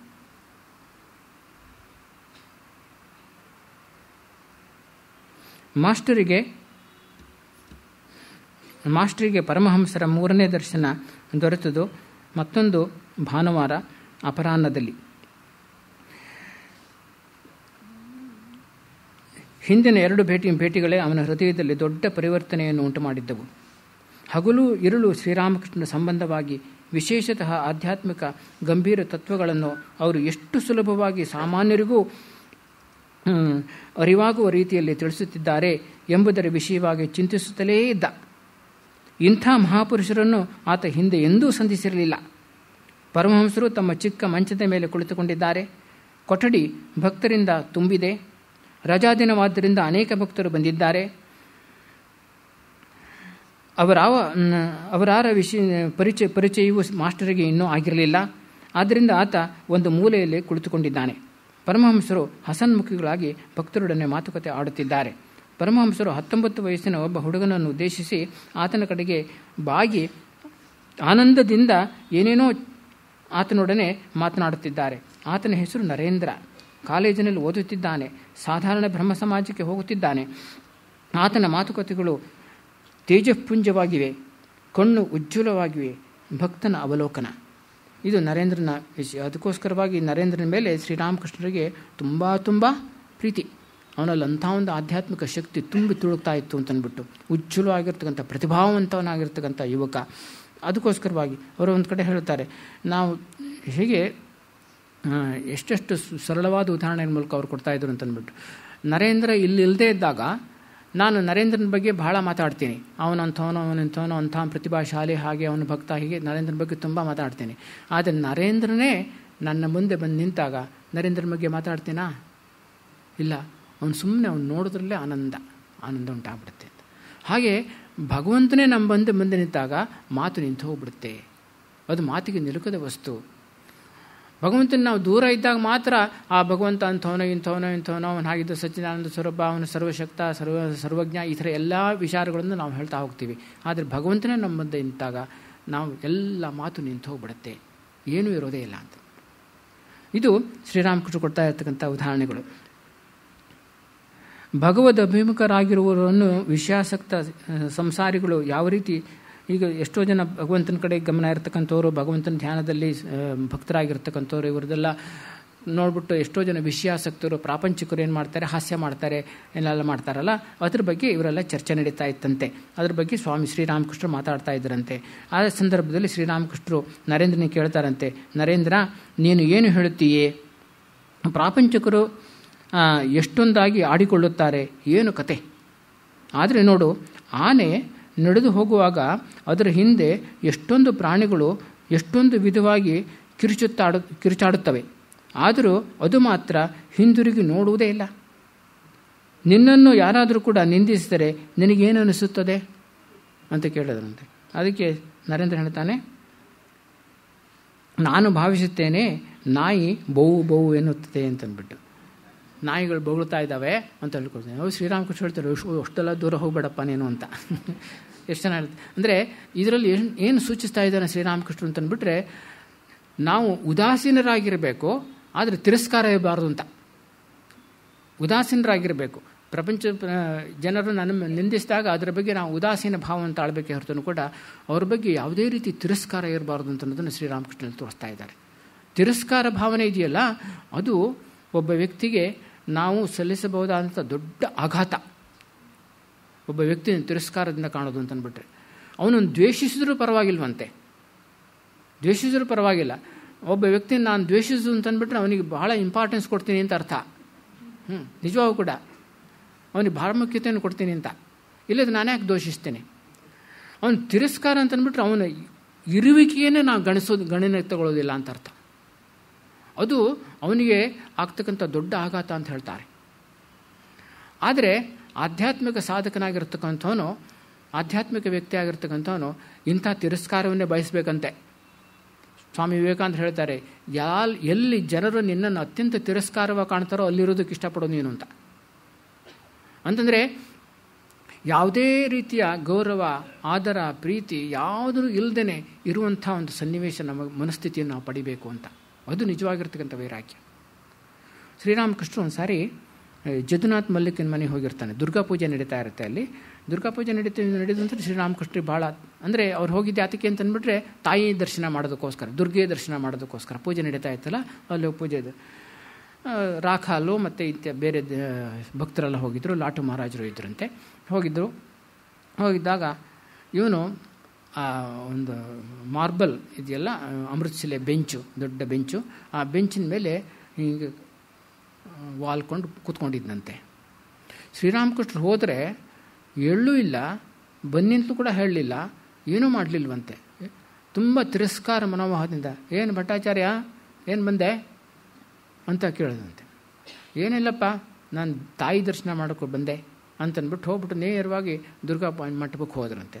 ದುರ್ಗಾ ಮಂಟಪಕ್ಕೆ ಹೋಗ್ಬಿಟ್ಟು ದುರ್ಗಾದೇವಿಗೆ ನಮಸ್ಕಾರ ಮಾಡಿಬಿಟ್ಟು ಅವ್ರ ಭಕ್ತಿ ಭಾವವನ್ನೆಲ್ಲ ತೋರಿಸ್ಬಿಟ್ಟು ಆಮೇಲೆ ಸಲ್ಲಿಸ್ಬಿಟ್ಟು ಪ್ರಾರ್ಥನೆ ಮಾಡಿಬಿಟ್ಟು ಎಲ್ಲ ಮಾಡಿಬಿಟ್ಟು ವಾಪಸ್ ಬಂದಾಗಲೂ ಕೂಡ ಅವನು ಹಾಗೇ ಮಲ್ಕೊಂಡಿದ್ದಂತೆ ಹೊರತನು ಕೂಡ ಸ್ವಲ್ಪನೂ ಎದ್ಬಿಟ್ಟು ಇವ್ರಿಗೆ ಏನೂ ಗೌರವ ತೋರಿಸ್ಲಿಲ್ವಂತೆ. ಪ್ರಸಾದ ಕೂಡ ಏನೋ ಇವರೇ ಕೇಳಿದ್ರಂತೆ, ಏನೋ ಪ್ರಸಾದ ಕೊಡೋದಿಲ್ವನೋ ಅಂತನ್ಬಿಟ್ಟು. ಆಮೇಲೆ ಯಾರೋ ಬಂದ್ಬಿಟ್ಟು ಪ್ರಸಾದ ತಂದು ಕೊಟ್ರಂತೆ. ಅವರು ಪ್ರಸಾದ ತೊಗೊಂಡು ವಾಪಸ್ ಬಂದ್ರಂತೆ. ಆಮೇಲೆ ಇವರು ರಾಖಾಲ ಇವರೆಲ್ಲ ಅವ್ರನ್ನ ತರಾಟೆ ತಗೋತಾರೆ ಶ್ರೀರಾಮಕೃಷ್ಣರನ್ನ. ಯಾತಕ್ಕೆ ನೀವು ಇಂಥವ್ರ ಮನೆಗೆ ಬರ್ತೀರಾ? ಅಷ್ಟೊಂದು ಅನಾದರದಿಂದ ನೋಡ್ತಾ ಇದ್ದಾರಲ್ಲ, ನಿಮ್ಮನ್ನು ಎದ್ದು ಒಂಚೂರು ಮಾತಾಡಿಸೋಷ್ಟು ಒಂದು ಪ್ರಜ್ಞೆನೂ ಕೂಡ ಇಲ್ಲ, ಸೌಜನ್ಯವೂ ಕೂಡ ಇಲ್ಲ, ಯಾತಕ್ಕೋಸ್ಕರ ಇಂಥ ಮನೆಗೆ ಬರ್ತೀರಾ ಅಂತಂದ್ಬಿಟ್ಟು. ಆಗ ಶ್ರೀರಾಮಕೃಷ್ಣ ರಾಖಾಲ ಇತ್ಯಾದಿಗಳಿಗೆ ಬೈತಾರೆ, ಎಂಥವ್ರು ನೀವೆಲ್ಲ, ನೀವು ಯಾವಾಗಲೂ ಕೂಡ ಇತರರ ಗೌರವಕ್ಕೋಸ್ಕರ ಬಯಸ್ತೀರಾ ನೀವು. ನಾನು ಬಂದಿರೋದೇನಪ್ಪ ತಾಯಿಯಿಂದ ದರ್ಶನ ಮಾಡೋಕ್ಕೋಸ್ಕರ ಬಂದಿತ್ತು. ಅವನು ಏನು ಮಾತಾಡಿಸೋದಿಲ್ಲ ಅಂತ ನಾನು ಯಾತಕ್ಕೆ ತಲೆ ಕೆಡಿಸ್ಕೊಬೇಕು? ಅದಕ್ಕೂ ನನ್ನ ಸಂಬಂಧ ಇಲ್ಲ. ನಾನು ತಾಯಿ ದರ್ಶನ ಮಾಡೋಕ್ಕೆ ಬಂದೆ, ತಾಯಿ ದರ್ಶನ ಆಯಿತು, ಬಂದೆ ನಾನು, ಅಷ್ಟೇ ಆಯಿತು. ನಾನು ಎತ್ತಕ್ಕೆ ನೀವೆಲ್ಲ ಏನು ಸಾಧುಗಳಾದವರು ಏನು ಮಾಡಬೇಕಂದ್ರೆ ಗೌರವಕ್ಕೂ ನೀವು ಗೌರವ ಮತ್ತು ಅಗೌರವ ಇತ್ಯಾದಿಗಳು ಯಾವುದನ್ನು ಕೂಡ ಪರಿಗಣಿಸಬಾರ್ದು ನೀವು ಅಂತಂದ್ಬಿಟ್ಟು ಹೇಳ್ತಾರೆ. ಯಾವುದಕ್ಕೂ ಪರಿಗಣಿಸಬಾರ್ದು. ನೀವು ಎಷ್ಟೊಂದು ಗೌರವಕ್ಕೋಸ್ಕರ ಆಸೆ ಪಡ್ತೀರ, ಇದು ಕೂಡ ತಪ್ಪು ಅಂತಂದ್ಬಿಟ್ಟು, ಇತರರ ಮಾನ್ಯತೆಗೋಸ್ಕರ ಆಸೆ ಪಡ್ತೀರ, ಇದು ಕೂಡ ತಪ್ಪು ಅಂತಂದ್ಬಿಟ್ಟು ಅವ್ರು ಹೇಳ್ತಾರೆ. ಅಂದರೆ ಇದೆಲ್ಲ ನಾವು ಅಹಂಕಾರವನ್ನು ಸಂಪೂರ್ಣವಾಗಿ ನಾಶ ಮಾಡಬೇಕು ಅಂತಂದ್ಬಿಟ್ಟು. ಬೇಡಪ್ಪ ಅಷ್ಟು ದೂರ ಹೋಗಬೇಡ, ನಗು. ಭಗವಂತ ಸರ್ವಭೂತಗಳಲ್ಲಿಯೂ ಇದ್ದಾನೆ. ಆದರೆ ನೀನು ಒಳ್ಳೆಯವರೊಡನೆ ಹೆಚ್ಚಾಗಿ ಬೆರೆಯಬಹುದು. ಕೆಟ್ಟವರಿಂದ ಬಹಳ ದೂರದಲ್ಲೇ ಇರಬೇಕು. ತಿರಸ್ಕಾರ ಮಾಡಬಾರ್ದು, ದೂರದಲ್ಲೇ ಇರಬೇಕು, ಉದಾಸೀನರಾಗಿರಬೇಕು. ಹುಲಿಯಲ್ಲಿಯೂ ಭಗವಂತನಿದ್ದಾನೆ, ಹಾಗೆಂದು ಅದನ್ನು ಆಲಿಂಗನ ಮಾಡಿಕೊಳ್ಳಲಾಗುವುದಿಲ್ಲ. ನೀನು ಕೇಳಬಹುದು, ಹುಲಿಯೂ ಭಗವಂತನ ಆವಿರ್ಭಾವವೇ ಆಗಿರುವಾಗ ಅದನ್ನು ಕಂಡು ಯಾಕೆ ಹೆದರಿ ಓಡಬೇಕು? ಉತ್ತರ, ಓಡಿ ಹೋಗು ಎಂಬುದಾಗಿ ಹೇಳುವವರು ಭಗವದ್ ಆವಿರ್ಭಾವಗಳೇ, ಅವರ ಮಾತಿಗೆ ಏಕೆ ಬೆಲೆ ಕೊಡಬಾರದು ಅಂತ ಹೇಳಿಬಿಟ್ಟು ಇಲ್ಲಿ ಮಾಹುತ್ ನಾರಾಯಣನ ಕಥೆಯನ್ನು ಹೇಳ್ತಾರೆ. ಇಲ್ಲಿ ಮಾಹುತ್ ನಾರಾಯಣನ ಕಥೆ ಮಾತನ್ನು ಯಾಕೆ ಕೇಳಲಿಲ್ಲ ನೀನು? ಓಡಿ ಹೋಗಬೇಕಾಗಿತ್ತು, ತಪ್ಪಿಸ್ಕೊಬೇಕಾಗಿತ್ತು ಅಂತಂದ್ಬಿಟ್ಟು ಆ ಕಥೆ ಹೇಳ್ತಾರೆ. ಈ ಕಥೆಗೆ ಸಂಬಂಧಪಟ್ಟಂತೆ ಒಂದು ಘಟನೆ ಇದೆ. ಏನು ಅಂತಂದ್ಬಿಟ್ರೆ ಈ ಲೀಲಾ ಪ್ರಸಂಗದಲ್ಲಿ ಬರುತ್ತೆ. ಸ್ವಾಮಿ ವಿವೇಕಾನಂದರು ಒಂದು ಸತಿ ಹೇಳ್ತಾರಂತೆ, ಶ್ರೀರಾಮಕೃಷ್ಣರ ಮಾತು ಯಾವುದೇ ಒಂದು ಮಾತನ್ನು ತೊಗೊಂಡ್ರೂ ಕೂಡ ನಾವು ಗಂಟೆಗಟ್ಟಲೆ ದಿನಗಟ್ಟಲೆ ವ್ಯಾಖ್ಯಾನ ಮಾಡ್ತಾ ಹೋಗ್ಬೋದು ಅಂತಂದ್ಬಿಟ್ಟು ಹೇಳ್ತಾರಂತೆ. ಆಗ ಹರ್ಮೋನ್ ಅಂತಂದ್ಬಿಟ್ಟು ಡಿವೋಟಿ, ಅದು ಹೇಗೆ ಸಾಧ್ಯವಾಗುತ್ತೆ ಅಂತಂದ್ಬಿಟ್ಟು, ನೀನು ಹೇಳು, ಯಾವ್ದು ಬೇಕಾದ್ರೂ ಹೇಳು, ಚಾಲೆಂಜ್ ಕೊಡು, ಯಾವ್ದು ಬೇಕಾದ್ರೂ ಒಂದು ವಿಷಯವನ್ನು ಹೇಳು, ಶ್ರೀರಾಮಕೃಷ್ಣರು ಹೇಳಿದ ವಿಷಯವನ್ನು ಹೇಳು, ನಾನು ತೋರಿಸ್ಕೊಡ್ತೀನಿ ಯಾಕೆ ಸಾಧ್ಯವಾಗಿಲ್ಲ ಅಂತ. ಆವಾಗ ಈಗ ಕಥೆಯನ್ನು ಹೇಳ್ತಾರೆ. ಮಾಹುತ್ ನಾರಾಯಣ ಕಥೆ, ಹಾತಿ ನಾರಾಯಣ ಮಾಹುತ್ ನಾರಾಯಣ ಕಥೆ ಇದೆಯಲ್ಲ, ಅದ್ರ ಬಗ್ಗೆ ನೀನು ವ್ಯಾಖ್ಯಾನ ಮಾಡು ಅಂತಂದ್ಬಿಟ್ಟು ಸ್ವಾಮಿ ವಿವೇಕಾನಂದರು 3 ದಿವಸ ವ್ಯಾಖ್ಯಾನ ಮಾಡಿದ್ರಂತೆ. ಅದ್ರ ಬಗ್ಗೆ 3 ದಿನ ನಿರಂತರವಾಗಿ ವ್ಯಾಖ್ಯಾನ ಮಾಡ್ಕೊಂಡು ಹೋಗ್ತಾರೆ. ಅದು ಏನೇನೋ philosophy, western philosophy, Indian philosophy, ಶಾಸ್ತ್ರದಲ್ಲಿ ವೇದ ಉಪನಿಷತ್ ಎಲ್ಲ ತೊಗೊಂಡ್ಬಿಟ್ಟು ಅಂಥ ಒಂದು ಮೇಧಾವಿಯವರು ಆ ಥರ ಮಾಡ್ಕೊಂಡು ಹೋಗ್ತಾರೆ. ಹೀಗೆ ಆ ಶ್ರೀರಾಮಕೃಷ್ಣರ ಒಂದೊಂದು ಮಾತಿಗೂ ಅಷ್ಟೊಂದು ಅರ್ಥ ಇರುತ್ತೆ ಅಂತಂದ್ಬಿಟ್ಟು. ಶಾಸ್ತ್ರದಲ್ಲಿ ಹೇಳಿದೆ ಆಪೋ ನಾರಾಯಣ ಅಂತ, ನೀರು ಭಗವಂತನ ಒಂದು ರೂಪ ಅಂತ. ಆದರೆ ಕೆಲವು ನೀರು ಪೂಜೆಗೆ ಅರ್ಹವಾಗಿವೆ, ಇನ್ನು ಕೆಲವು ಮುಖ ತೊಳೆಯಲು, ಮತ್ತೆ ಕೆಲವು ಮುಸರೆ ತಿಕ್ಕಲು, ಮತ್ತು ಕೆಲವು ಬಟ್ಟೆ ಒಗೆಯಲು. ಇದನ್ನು ಕುಡಿಯುವುದಕ್ಕಾಗಲಿ ದೇವರ ಪೂಜೆಗಾಗಲಿ ಉಪಯೋಗಿಸುವುದಕ್ಕಾಗುವುದಿಲ್ಲ. ಹಾಗೆಯೇ ಭಗವಂತನ ಎಲ್ಲರ ಹೃದಯದಲ್ಲೂ ಸಾಧು ಅಸಾಧು ಭಕ್ತ ಅಭಕ್ತ ಎಲ್ಲರಲ್ಲೂ ಇದ್ದಾನೆ. ಆದರೆ ಅಸಾಧು ಅಭಕ್ತ ದುಷ್ಟ ಇವರೊಡನೆ ವ್ಯವಹರಿಸಕೂಡದು, ಅವರಿಂದ ದೂರ ಇರಬೇಕು. ಸ್ನೇಹ ಬೆಳೆಸಕೂಡದು. ಕೆಲವರೊಡನೆ ಕೇವಲ 1-2 ಮಾತುಕತೆ ಆಡಬಹುದು, ಆದರೆ ಇನ್ನು ಕೆಲವರೊಡನೆ ಹಾಗೂ ಮಾತನಾಡಬಾರ್ದಂತೆ, ಅಷ್ಟು ಕೂಡ ಇರಬಾರ್ದು, ಅಷ್ಟು ಮಾತಾಡೋಕ್ಕೆ ಹೋಗಲೇಬಾರ್ದು, ಅಷ್ಟು ದೂರ ಇರಬೇಕು ಅಂತ. ಅಂಥವರಿಂದ ಬಹಳ ದೂರದಲ್ಲೇ ಇದ್ದು ಬಿಡಬೇಕು ಅಂತಂದ್ಬಿಟ್ಟು. ಒಬ್ಬ ಭಕ್ತ, ಮಹಾಶಯರೇ, ದುಷ್ಟ ನಮಗೆ ಕೇಡು ತರಲು ಉದ್ಯುಕ್ತನಾಗಿದ್ದರೂ ಅಥವಾ ತಂದೆ ಬಿಟ್ಟರೂ ನಾವು ಸುಮ್ಮನೆ ಕೈ ಕಟ್ಟಿ ಕುಳಿತಿರಬೇಕೇ ಅಂತಂದ್ಬಿಟ್ಟು. ನಮಗೇನಾದ್ರು ಬೇರೆಯವ್ರು ತೊಂದರೆ ಕೊಟ್ಟರೆ ಏನು ಮಾಡೋದು? ದುಷ್ಟ ಇರ್ತಾನೆ, ನಾವು ಉದಾಸೀನರಾಗಿರಬೇಕು, ಅವನಿಗೇನು ತಂದೆ, ನಾವು ಅವರಿಂದ ದೂರ ಇರ್ತೀವಿ ಅಂತ ಅವನೇ ಬಂದ್ಬಿಟ್ಟು ನಮಗೆ ತೊಂದರೆ ಕೊಟ್ಟರೆ ಏನು ಮಾಡೋದು? ನಾವು ಸುಮ್ಮನೆ ಇರಬೇಕಾ ಅಂತಂದ್ಬಿಟ್ಟು ಪ್ರಶ್ನೆ ಕೇಳ್ತಾರೆ. ಅದಕ್ಕೆ ಶ್ರೀರಾಮಕೃಷ್ಣ ಮತ್ತೊಂದು ಕಥೆ ಹೇಳ್ತಾರೆ. ಅದು ಯಾವುದು, ಬ್ರಹ್ಮಚಾರಿ ಮತ್ತು ಹಾವು, ಗೊಲ್ಲರು ಆ ಕಥೆ ಹೇಳ್ತಾರೆ. ಆ ಕಥೆ ಹೇಳಿಬಿಟ್ಟು ಬುಸ್ಗುಟ್ಟಬೇಕು ಅಂತ ಹೇಳ್ತಾರೆ. ಬುಸ್ಗುಟ್ಟಬೇಕು, ನಾವು ಇತರರಿಗೆ ತೊಂದರೆ ಕೊಡಬಾರ್ದು. ಇನ್ನು ಸ್ವಲ್ಪ ಮುಂದೆ ಹೋಗ್ಬಿಟ್ರೆ ಕಚ್ಚಿದ್ರೂ ಪರವಾಗಿಲ್ಲ, ವಿಷ ಕಾರಬಾರ್ದು ಅಂತ ಹೇಳ್ಬೋದು. ವಿಷ ಕಾರಬಾರ್ದು, ಸ್ವಲ್ಪ ಅವ್ರಿಗೆ ಹಿಂಸೆ ಆದರೂ ಕೂಡ ಪರವಾಗಿಲ್ಲ, ಆದರೆ ದ್ವೇಷ ಇರಬಾರ್ದು ಒಳಗಡೆಯಿಂದ ಅಂತಂದ್ಬಿಟ್ಟು. ಆ ರೀತಿ ನಾವು ನಮ್ಮನ್ನು ನಾವು ಸಂರಕ್ಷಣೆ ಮಾಡ್ಕೊಬೇಕು, ನಮ್ಮನ್ನು ನಾವು ರಕ್ಷಿಸ್ಕೊಬೇಕು ಅಂತಂದ್ಬಿಟ್ಟು ಶ್ರೀರಾಮಕೃಷ್ಣ ಹೇಳಿದ ಬುಸುಗುಟ್ಟೋದನ್ನು ನಾವು ಕಲಿಬೇಕು ಅಂತಂದ್ಬಿಟ್ಟು. ಅಂದರೆ ಅದರ ಅರ್ಥ ಏನು ಅಂತಂದ್ಬಿಟ್ರೆ, ನಮ್ಮ ಒಳ್ಳೆಯತನವನ್ನು ಇತರರು ಒಳ್ಳೆಯತನದ ಪ್ರಯೋಜನವನ್ನು ಇತರರು ಪಡೆಯದಂತೆ ನಾವು ನಮ್ಮನ್ನು ರಕ್ಷಿಸ್ಕೊಬೇಕು ಅಂತಂದ್ಬಿಟ್ಟು ಸ್ವರಕ್ಷಣೆ ಅತ್ಯಂತ ಮುಖ್ಯ ಅಂತಂದ್ಬಿಟ್ಟು ಶ್ರೀರಾಮಕೃಷ್ಣರು ಇಲ್ಲಿ ಹೇಳ್ತಾರೆ. ಈಗ ಪ್ರತೀಕಾರ ಮಾಡೋದು ಅಂತ ಹೇಳ್ತಾರಲ್ಲ, ಈ ಪ್ರತೀಕಾರ ವಿಷಯದಲ್ಲಿ ಸ್ವಾಮಿ ವಿವೇಕಾನಂದರು ಬಹಳ ಚೆನ್ನಾಗಿ ವಿವರಣೆ ನೀಡ್ತಾರೆ. ಪ್ರತೀಕಾರ ಪ್ರತೀಕಾರದ ಯಾವ ರೀತಿ ಮಾಡಬಹುದು ಅಂತಂದ್ಬಿಟ್ಟು. ಈಗ ಪ್ರತೀಕಾರವನ್ನು ನಾವು ಎರಡು ರೀತಿಯ ವ್ಯಕ್ತಿಗಳು ಪ್ರತೀಕಾರ ಮಾಡೋದಿಲ್ವಂತೆ ಸ್ವಾಮಿ ವಿವೇಕಾನಂದರ ಪ್ರಕಾರ. ಯಾರು ಅಂತಂದ್ಬಿಟ್ರೆ, ಒಬ್ಬ ಪ್ರತೀಕಾರ ಮಾಡೋದಕ್ಕೆ ಅವನಿಗೆ ಸಾಧ್ಯನೇ ಇಲ್ಲ, ಅವನಿಗೆ ದುರ್ಬಲ, ಅವನು ಯಾವುದಕ್ಕೂ ಪ್ರತೀಕಾರ ಮಾಡಿದ್ರಿ ಅವನು ಏನು ಮಾಡ್ತಾನೆ ಅಂತಂದ್ಬಿಟ್ಟು, ಅವನು ಅದಕ್ಕೆ ತನ್ನ ದೌರ್ಬಲ್ಯವನ್ನು ಮುಚ್ಕೊಳ್ಳೋದಕ್ಕೋಸ್ಕರವಾಗಿ ನಾನು ಇತರನ್ನು ಕ್ಷಮಿಸಿದ್ದೀನಿ ಅಂತ ಅನ್ಕೋತಾನೆ ಅಷ್ಟೇ. ಅವನು ಒಳಗಡೆ ಮಾತ್ರ ಕುದೀತಾ ಇರ್ತಾನೆ. ಅದು ನಿಜವಾಗಿರ್ತಕ್ಕಂಥ ಅಪ್ರತೀಕಾರ ಅಲ್ಲ. ಮತ್ತು ಇನ್ನೊಬ್ಬ ಅಪ್ರತೀಕಾರವನ್ನು ಅನುಸರಿಸ್ತಾನೆ. ಅವನು ಏನಪ್ಪ ಅಂತಂದ್ಬಿಟ್ರೆ, ಅವನು 1 ಕೊಟ್ಟರೆ 10 ಕೊಡ್ತಕ್ಕಂಥ ಸಾಮರ್ಥ್ಯ ಇರುತ್ತೆ ಅವನಿಗೆ. ಆದ್ರೂ ಕೂಡ ಅವನು ಮಾಡೋದಿಲ್ಲ, ಅದನ್ನು ತಡೆ ಹಿಡಿತಾನೆ, ತನ್ನ ಶಕ್ತಿನ ತಡೆ ಹಿಡಿದ್ಬಿಟ್ಟು ಅವನನ್ನು ಕ್ಷಮಿಸ್ತಾನಂತೆ. ಇದು ನಿಜವಾಗಿರ್ತಕ್ಕಂಥ ಅಪ್ರತೀಕಾರ ಅಂತಂದ್ಬಿಟ್ಟು. ಆ ರೀತಿ ಒಬ್ಬ ಇರಬೇಕು ಅಂತಂದ್ಬಿಟ್ಟು ಶ್ರೀರಾಮಕೃಷ್ಣ ಹೇಳ್ತಾರೆ. ಹೇಡಿತನ ಅಹಿಂಸೆ ಇದೆಯಲ್ಲ, ಅದು ಹೇಡಿಗಳಿಗೆ ಯೋಗ್ಯವಾದ ಗುಣ ಅಲ್ವಂತೆ. ಅಹಿಂಸೆ ಅಂತಕ್ಕಂಥದ್ದು, ಹೇಡಿಗಳು ಕೂಡ ಅಹಿಂಸೆಯನ್ನು ಅನುಸರಿಸ್ಬೋದು, ಆದರೆ ಅದನ್ನೇನು ಪ್ರಯೋಜನ ಇಲ್ಲ. ಒಬ್ಬ ನಿಜವಾಗಿರ್ತಕ್ಕಂಥ ಧೈರ್ಯಶಾಲಿಯಾಗಿರ್ತಕ್ಕಂಥವನು, ಶಕ್ತಿಶಾಲಿಯಾಗಿರ್ತಕ್ಕಂಥವನು ಅಹಿಂಸೆಯನ್ನು ಅನುಸರಿಸಿದರೆ ಅದು ನಿಜವಾಗಿರ್ತಕ್ಕಂಥ ಅಹಿಂಸೆ. ಸ್ವಾಮಿ ವಿವೇಕಾನಂದರ ಜೀವನದಲ್ಲಿ ಬರ್ತಕ್ಕಂಥ ಒಂದು ಘಟನೆಯನ್ನು ಹೇಳಿಬಿಟ್ಟು ಇವತ್ತು ಮುಗಿಸ್ಬಿಡ್ತೀನಿ. ಸ್ವಾಮಿ ವಿವೇಕಾನಂದರು ಅವಾಗ ಪರಿವಿರಾಜಕರಾಗಿ ಓಡಾಡ್ತಾ ಇರ್ತಾರೆ, ಸನ್ಯಾಸಿಗಳಾಗಿರ್ತಾರೆ. ಆ ಸಂದರ್ಭದಲ್ಲಿ ಏನಾಗುತ್ತೆ ಅಂತಂದ್ಬಿಟ್ರೆ, ಆವಾಗ ಸನ್ಯಾಸಿಗಳ ಮೇಲೆ ಒಂದು ಗುಮಾನಿ ಇರುತ್ತೆ, ಇವರೆಲ್ಲ ಟೆರರಿಸ್ಟ್ ಅಂತಂದ್ಬಿಟ್ಟು. ಅವಾಗ ಅದಕ್ಕೋಸ್ಕರ ಈ ಬ್ರಿಟಿಷ್ ಸರ್ಕಾರವಲ್ಲ ಇವ್ರ ಮೇಲೆ ಒಂದು ಕಣ್ಣು ಇಟ್ಕೊಂಡಿರ್ತಾರೆ. ಒಬ್ಬ ಪೊಲೀಸ್ ಇನ್ಸ್ಪೆಕ್ಟರ್ ಇದ್ದಂತೆ, ಅವರು ಸ್ವಾಮಿ ವಿವೇಕಾನಂದರ ಕ್ಲಾಸ್ಮೇಟ್. ಅವರೊಂದು ದಿವಸ ಬಂದ್ಬಿಟ್ಟು ಸ್ವಾಮಿ ವಿವೇಕಾನಂದರ ಹತ್ರ, ನೀವು ನಮ್ಮ ಮನೆಗೆ ಬರಬೇಕು, ಒಂದು ಔತಣಕ್ಕೋಸ್ಕರ ಬರಬೇಕು, ಊಟಕ್ಕೆ ಬರಬೇಕು ಅಂತ ಭಾಳ ತುಂಬ ಪ್ರೀತಿ ಆದ್ರಿಂದ ಕರೆದಿರ್ತಾರೆ. ಸ್ವಾಮಿ ವಿವೇಕಾನಂದರು ಹೋಗಿರ್ತಾರೆ. ಅವ್ನ ಕ್ಲಾಸ್ಮೇಟ್ ತಾನೇ, ತುಂಬ ಸ್ನೇಹಿತ, ಅದಕ್ಕೋಸ್ಕರ ಅವ್ರ ಮನೆಗೆ ಹೋಗಿರ್ತಾರೆ. ಹೋದ ಸಂದರ್ಭದಲ್ಲಿ ಏನಾಗುತ್ತೆ, ಅನೇಕರು ಅವರ ಸ್ನೇಹಿತರೆಲ್ಲ ಇರ್ತಾರಂತೆ. ಅವರೆಲ್ಲ ಮಾತುಕತೆ ಆಗುತ್ತೆ, ಊಟ ಗೀಟ ಎಲ್ಲ ಆಗುತ್ತೆ. ಅದೆಲ್ಲ ಆದಮೇಲೆ ಅವರೆಲ್ಲ ಸ್ನೇಹಿತರು ಹೊರಟೋದ್ರಂತೆ. ಆಮೇಲೆ ಸ್ವಾಮಿ ವಿವೇಕಾನಂದರು ಮಾತ್ರ ಇದ್ದಾರೆ. ಆಮೇಲೆ ಈ ಪೊಲೀಸ್ ಇನ್ಸ್ಪೆಕ್ಟರ್ ಇದ್ದಾರೆ. ಎಲ್ಲ ಹೊರಟೋದ್ಮೇಲೆ ಪೊಲೀಸ್ ಇನ್ಸ್ಪೆಕ್ಟರ್ ಬಾಲ್ ಹಾಕ್ಕೊಂಡಂತೆ. ಬಾಲ್ ಹಾಕ್ಕೊಂಡ್ಬಿಟ್ಟು ರೌದ್ರ ರೂಪವನ್ನು ತೊಳ್ಕೊಂಡಂತೆ, ಅತ್ಯಂತ ರೌದ್ರ ರೂಪವನ್ನು ತೊಳ್ಕೊಂಡ್ಬಿಟ್ಟು ಸ್ವಾಮಿ ವಿವೇಕಾನಂದರು ಬಂದು ನಿಂತ್ಕೊಂಡು, ಈಗ ಹೇಳು, ಏನೇನು ಪಿತೂರಿ ನಡೆಸ್ತಾ ಇದ್ದಾರೆ ನಮ್ಮ ಸರ್ಕಾರದ ವಿರುದ್ಧವಾಗಿ ಹೇಳು, ಎಲ್ಲ ಗೊತ್ತಾಗ್ಬಿಟ್ಟಿದೆ, ನೀನು ಎಲ್ಲ ಬಯಲಾಗ್ಬಿಟ್ಟಿದೆ, ನೀನು ಮಾತಾಡಬೇಕೀಗ ಅಂತಂದ್ಬಿಟ್ಟು. ಆವಾಗ ಸ್ವಾಮಿ ವಿವೇಕಾನಂದರು ಭಾಳ ಸೌಮ್ಯವಾಗಿ ಹೇಳಿದ್ರೆ, ನನಗೇನು ಗೊತ್ತಿಲ್ಲಪ್ಪ, ನಾವೇನು ಪಿತೂರಿ ನಡೆಸ್ತಾ ಇಲ್ಲ, ನಾವು ಸನ್ಯಾಸಿಗಳು, ನಾವು ಸನ್ಯಾಸಿ ಜೀವನ ನಡೆಸ್ತಾ ಇದ್ದೀವಿ, ಭಿಕ್ಷೆ ಬೇಡ್ಕೊಂಡು ಜೀವನ ನಡೆಸ್ತಾ ಇದ್ದೀವಿ, ನಮಗೂ ಅದಕ್ಕೂ ಸಂಬಂಧ ಇಲ್ಲ ಅಂತ ಎಷ್ಟು ಹೇಳೋದು ಕೇಳಲಿಲ್ಲ. ಇಲ್ಲ, ನನಗೆಲ್ಲ ಗೊತ್ತಾಗ್ಬಿಟ್ಟಿದೆ. ಎಲ್ಲ ಗೊತ್ತಾಗಿದ್ದರೆ ನಾನೇನು ಹೇಳಬೇಕಾಗಾದ್ರೆ? ನಾನು ಹೇಳೋದು, ನಿನಗೆಲ್ಲ ಗೊತ್ತಿದೆಯಲ್ಲ, ನೀನೇನು ಬೇಕೋ ಮಾಡು ಅಂತ ಹೇಳಿದ್ರು ಅಂತೇಳಿ. ನಿನಗೆ ಎಲ್ಲ ಗೊತ್ತಿರಬೇಕು, ನಾನು ಹೇಳಬೇಕಾದ ಅವಶ್ಯಕತೆಯೇ ಇಲ್ಲ. ಆಮೇಲೆ ಸ್ವಾಮಿ ವಿವೇಕಾನಂದರು ಅಷ್ಟಕ್ಕೆ ಬಿಡಲಿಲ್ಲ, ಅವರು ರೌದ್ರ ರೂಪ ಅಂತ ಆಳಿದ್ರಂತೆ, ಎದ್ದು ನಿಂತ್ಕೊಂಡ್ರಂತೆ. ಏನು ಅವರು ಗರಡಿ ಮನೇಲಿ ಪಳಗಿದೋರ್ತಾನೆ, ಒಳ್ಳೆ ಶರೀರ ಇತ್ತು, ಅವನು ಸರಿಯಾಗಿ ಹೇಳೋಕೆ ಶುರು ಮಾಡಿದಂತೆ, ಏನು ಎಂಥ ಕೆಲಸ, ಮೂರ್ಖ ನೀನು, ನನ್ನ ಸ್ನೇಹಿತ ಅಂತಂದ್ಬಿಟ್ಟು ಸುಳ್ಳು ಹೇಳಿಬಿಟ್ಟು ನಾನು ಇಲ್ಲಿ ಕರ್ಕೊಂಬಂದ್ಬಿಟ್ಟು ಈ ರೀತಿ ನನಗೆ ಮಾಡ್ತಾ ಇದೆಯಲ್ಲ, ನೀನು ಈ ಥರ ನನಗೆ ಅನಾದರ ತೋರಿಸ್ತಾ ಇದೆಯಲ್ಲ, ನಿನಗೇನ ಮನುಷ್ಯತ್ವ ಇದೆಯಾ?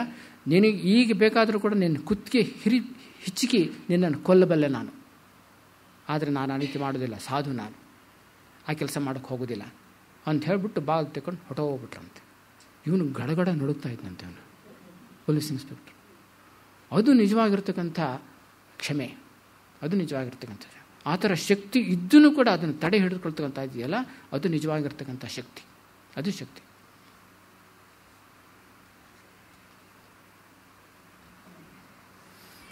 ಓಂ ಶಾಂತಿ ಶಾಂತಿ ಶಾಂತಿ.